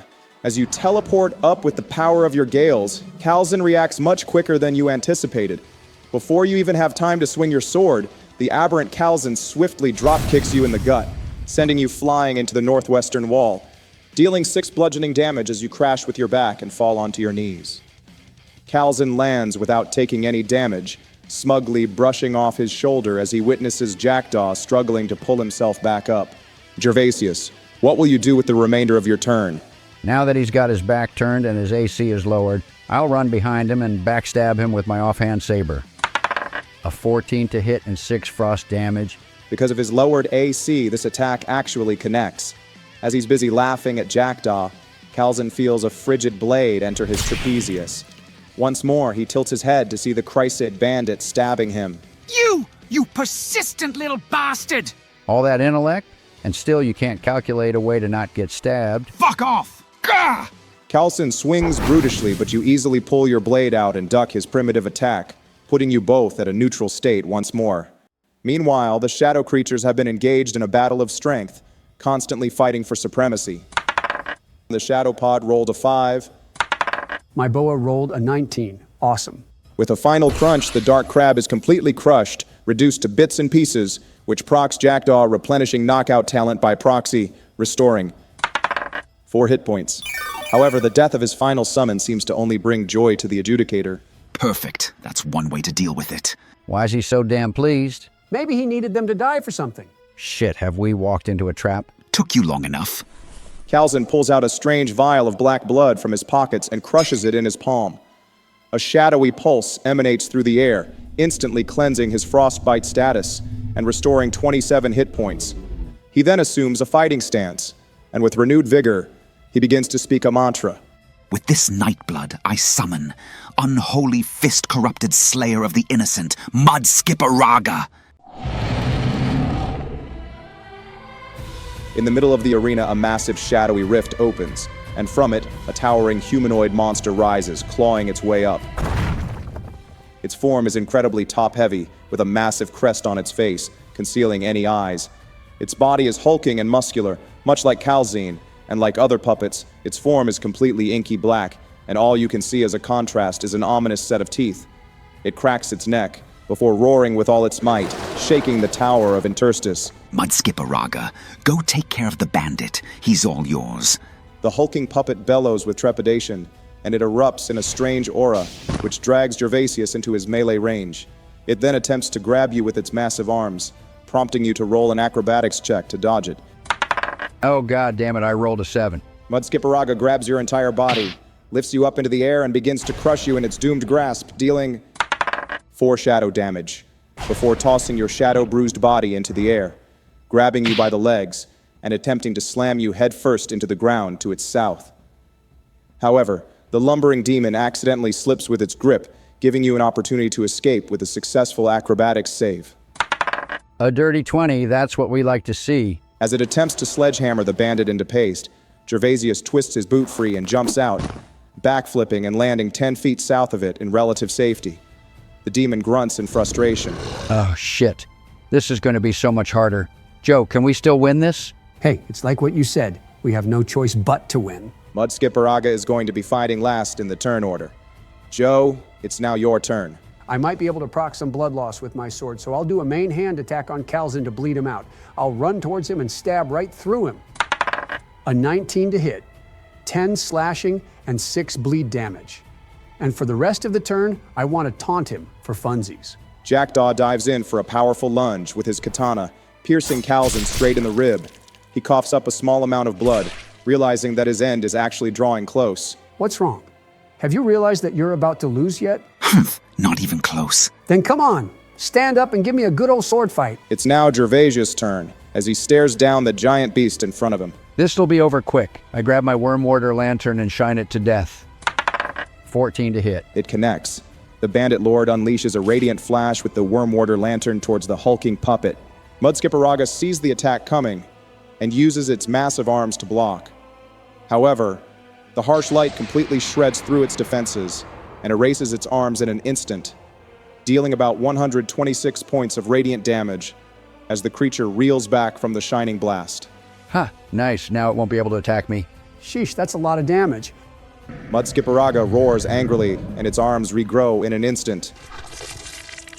Fine then, I guess we'll have to do this the hard way. I'll run up and slice its ankles with my offhand saber as a bonus action.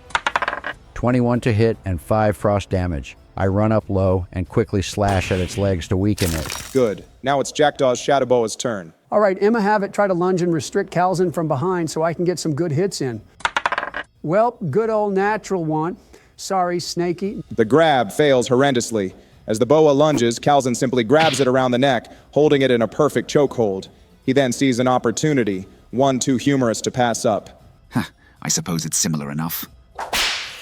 He cracks your boa against the floor like a whip, and then uses it to attack you as an improvised weapon. A 13 to hit, which misses. He swings it around wildly, but to no avail.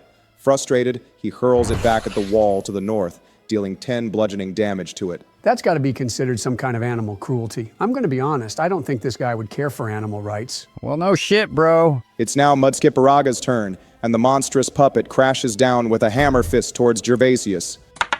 A 12 to hit, which just barely misses. Finally, I can activate my Dark Rift talent and become invincible for the rest of his turn as a reaction. Gervasius' entire form transmutates into a shadowy blur, and the puppet simply punches through him, dealing no damage.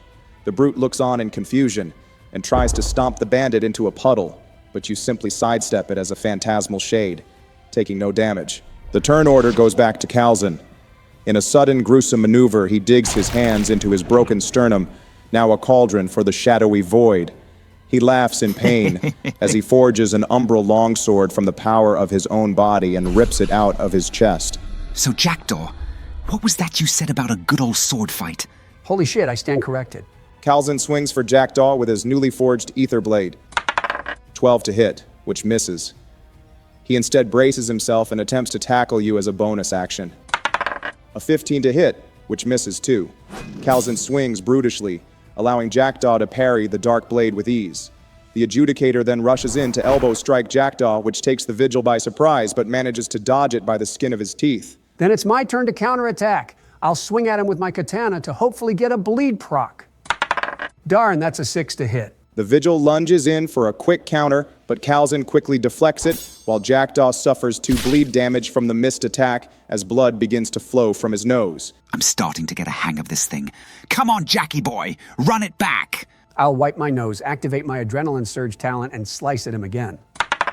16 to hit, 10 slashing, and 1 bleed damage. Jackdaw engages once more against Calzin, and you proceed to have a tight-paced duel, trading parries in quick succession. In the heat of battle, after a failed feint from Calzin, Jackdaw finds an opportunity and slices the aberrant tormentor right at the cheek, creating a minor cut. You leave yourself wide open after every swing. You've got a lot to learn. As if I'd heed the advice of a wide-eyed fool like you. My power only grows as I battle. Then stay ignorant. It'll be your downfall. With that banger of a line, the turn order goes to Gervasius. I actually choose to hold my turn, and I'll move after Mudskiparaga takes their turn. An interesting play. Jackdaw, anything you want to do with your boa? I'm going to make it bite Calzin. Grabs just don't seem to work against this guy. And of course, that's a 9, which misses. Yeah, wow, that's quite unfortunate. All right, on to the big skipper himself. The shadowy brute lowers their stature and goes in for a powerful jab towards Gervasius. 17 to hit and 6 shadow damage. Gervasius receives a crushing blow to his ribcage, feeling all the air getting pushed out of his lungs as the hulking puppet goes in for another slamming fist attack. 10 to hit, which misses. Mudskiparaga slams down with great force, but Gervasius manages to roll out of the way. Perfect. They're wide open. I'll take my turn now and use his fist as support to climb onto its back to get some good hits to the neck. Oh, so that's why you held your turn. That's pretty sick. I'll allow it, as long as you get a good acrobatics check. A 24 on the roll. Of course, I should have known. Well, you find an opportunity and speedily use Mudskiparaga's failed attack to take the advantage, climbing onto the beast's back. And now, I'll use my weapon symphony right on its neck. All right, if this connects, I'll let you have max damage on the attack. Nice dirty 20 to hit, 20 frost damage, and 6 bleed. Gervasius unleashes a combination of devastating, freezing slashes into the Dark Hulk, and it roars out in agony as the frostbite begins to set in. As a response, it angrily tosses and turns to try to shake you off its back. Roll me a con saving throw. Yikes, that's an 8. The bandit can't hold his footing for long, and he's forced to jump off, landing to the east. The turn order returns to Calzin. In the middle of his duel with Jackdaw, he finds an opportunity to thin some numbers down. He quickly whirls around and fires off a shadow gun towards the unsuspecting bandit. 22 to hit and 5 shadow damage. Gervasius is hit by a pot-shot shadow blast as Calzin snickers. Ah, you cheap bastard. Oh, sorry. Did you think I was going to fight fair? Calzin continues with his turn. He maneuvers to the north of Jackdaw and generates a tendril from his offhand to strike the samurai. An 8 to hit, which misses. Jackdaw spins his blade and deflects the speeding tendril. However, something feels strange about the attack. With your passive perception, you notice that he was holding back on purpose. I'll roll a quick perception for that. Oh, nice. That's a dirty 20. From a quick glance, you notice from his stance that he's purposefully goading you to counterattack for whatever reason. Well, if he's going to be tricking me, I won't be falling for it. For my turn, I'll use my bonus action to spit and then sheathe my blade to prepare for my symphony. 18 to hit and 3 HP restored. Seeing through Calzin's poorly executed counter, Jackdaw spits in retaliation and sheathes his blade in response. The adjudicator naturally takes it personally. Is this the respect those worthless vigils speak of? Vigils only respect those who are deserving. To think you're entitled to the same treatment is laughable. Humph, how classy. It's now Gervasius' turn. The cooldown on the Wormwater Lantern is off, so I'll be blasting Mudskiparaga to bits. 16 to hit. Does that finish it off? Gervasius brings out the recharged lantern and unleashes a luminous beam of light towards the dark beast, carving a hole right through its torso and splattering its shadowy remains on the floor below it, dealing 114 points of radiant damage. Its life hangs on by a literal thread. Only one more hit and it'll perish. If that's the case, then I'll finish it off with my offhand saber as a bonus action. 21 to hit and 4 frost damage. That's precisely enough to kill it. How'd you want to do it? As it hunches over from the blast to its body, I run up to its face and stab my saber right through its skull, freezing it solid before ripping it out and breaking chunks of its skull and brain off. The lumbering beast bellows in a deep tone as its inanimate body falls onto the floor. The icy skull cracks, breaking apart into pieces, as all seems to be quiet for once. But suddenly, it wakes with dying fervor, clawing at you one last time as its energy fades away. 22 to hit. Its massive claws shred right through your cloak, dealing 7 shadow damage. You can hear a grim chuckle from its headless body as Mudskipperaj implodes in on himself. The Vigil and the Bandit both shield themselves, but the blast appears to do no damage. Jackdaw's summoned Shadow Boa is evaporated as the dying shriek of Mudskipperaga destroys all living shadow puppets. The beast now fades into the shadows from whence it was born. Finally, that shit's gone, but I'm not looking too good right now. I'll use my remaining movement to move closer to the fight and try to stay out of Kalzin's vision. I don't really have any actions left to hide or sneak. The turn order goes back to Kalzin, and he finds a great opportunity as Gervasius halts back to the fray. You aren't safe, fool. Kalzin ignores Jackdaw and instantly targets Gervasius. He moves just a step closer and channels a vortex of dark ether into his longsword, casting an awfully familiar mantra as he thrusts his blade towards you. Shadebringer. Ah, son of a bitch. Gary, no! A 24 to hit and 10 shadow damage. Kalzin approaches with a momentum too great for the injured Gervasius to dodge, and he is completely impaled by the shadowy blade. You feel the shadows corrupting your very soul as your helpless body is torn apart by the doomed greatsword. He then kicks you off the blade, and you slide off the edge, falling to the hard floor powerless. Your insides begin to unravel as the doomed shadows begin to rot your mortal body. Gervasius has now been knocked unconscious, but because of Kalzin's talent, consuming darkness, the Bandit Lord will need to be either healed or helped within one turn, or else he will perish. You bastard. Don't die on me. I'll run over to Gervasius and help him up. No. Don't you see what he'll do? Haven't you noticed the fact that he hasn't used a single maximized mantra? Oh shit. The second you help me, he'll kill us both with his maximized shadow gun. With the consuming darkness, it's a perfect trap. There's no way we'll win like this, Jackdaw. He's got us in a checkmate. But then what can we do? What can we do to win this? Maybe we can't do anything, but you alone can. I need you to kill me. What? You don't mean... You'll get health from replenishing knockout. And that cursed sword you have is probably our only hope left. So go drain my blood with it. Listen, if there's any solace in this, it'll be that my life was ended by a warrior and not a child-torturing bastard pervert. Do it, Jackdaw. Fulfill my wishes. I understand. Honoring Gervasius's wish, I stab him right in the heart, ending his cruel misery. The attack instantly crits, dealing 22 slashing damage and 12 bleed, and restoring 4 hit points from replenishing knockout. As your katana digs into him, its color evolves into a glowing crimson-red hue, absorbing Gervasius' life fuel into itself. Hey, if you somehow make it out of this, Jackdaw, please find my mom and tell her I won't be coming back for dinner. And now it dawns on you. Gervasius' physical body fades away, too weak to pass on to the second layer. His body will be shredded into nothingness. You are alone, once again. Teardrops begin to form in your eyes, but you hold them back, if briefly. Seeing your heartfelt moment, the vile adjudicator laughs with condescension. A pathetic death for a pathetic soul. May it be writ upon his derelict grave. Here lies the Lord of Weaklings, missed by nobody. Funny. The same thing will be written on yours. Oh, please. Your sword got more red, and you seriously believe that'll make a difference? Gaze upon your piteous self.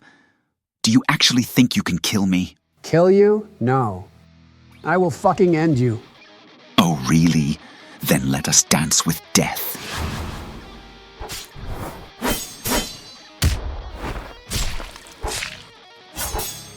Let's see how long you can keep this up.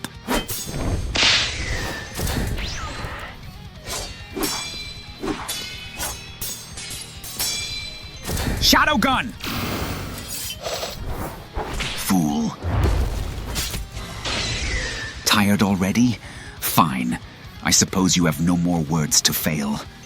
Consider this fight over. It's not over. What? I said, it's not over until I win!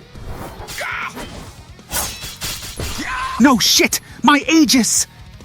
There's no saving you from this. Shitai no umi. What in the... What have you even accomplished in your life? You take shortcuts every way of the journey, bringing pain and death to countless of innocents. For what? You should only feel shame. You sanctimonious prick! You do not decide how I should feel! Die! Countless have died, and countless more will perish by my hand. Gervasius will not be my last victim. Now perish along with him. Natural. 1.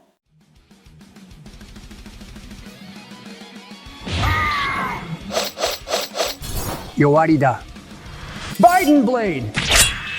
No!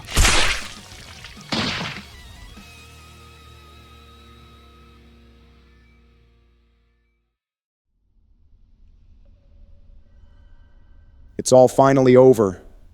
With a decisive slash, you completely cleave Calzin into two, bisecting him. His parts fall onto the hard stone brick floor of the trial chamber.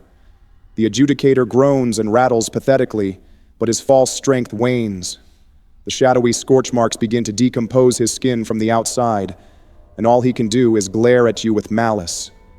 He attempts to speak, but stutters and gurgles on his own blood.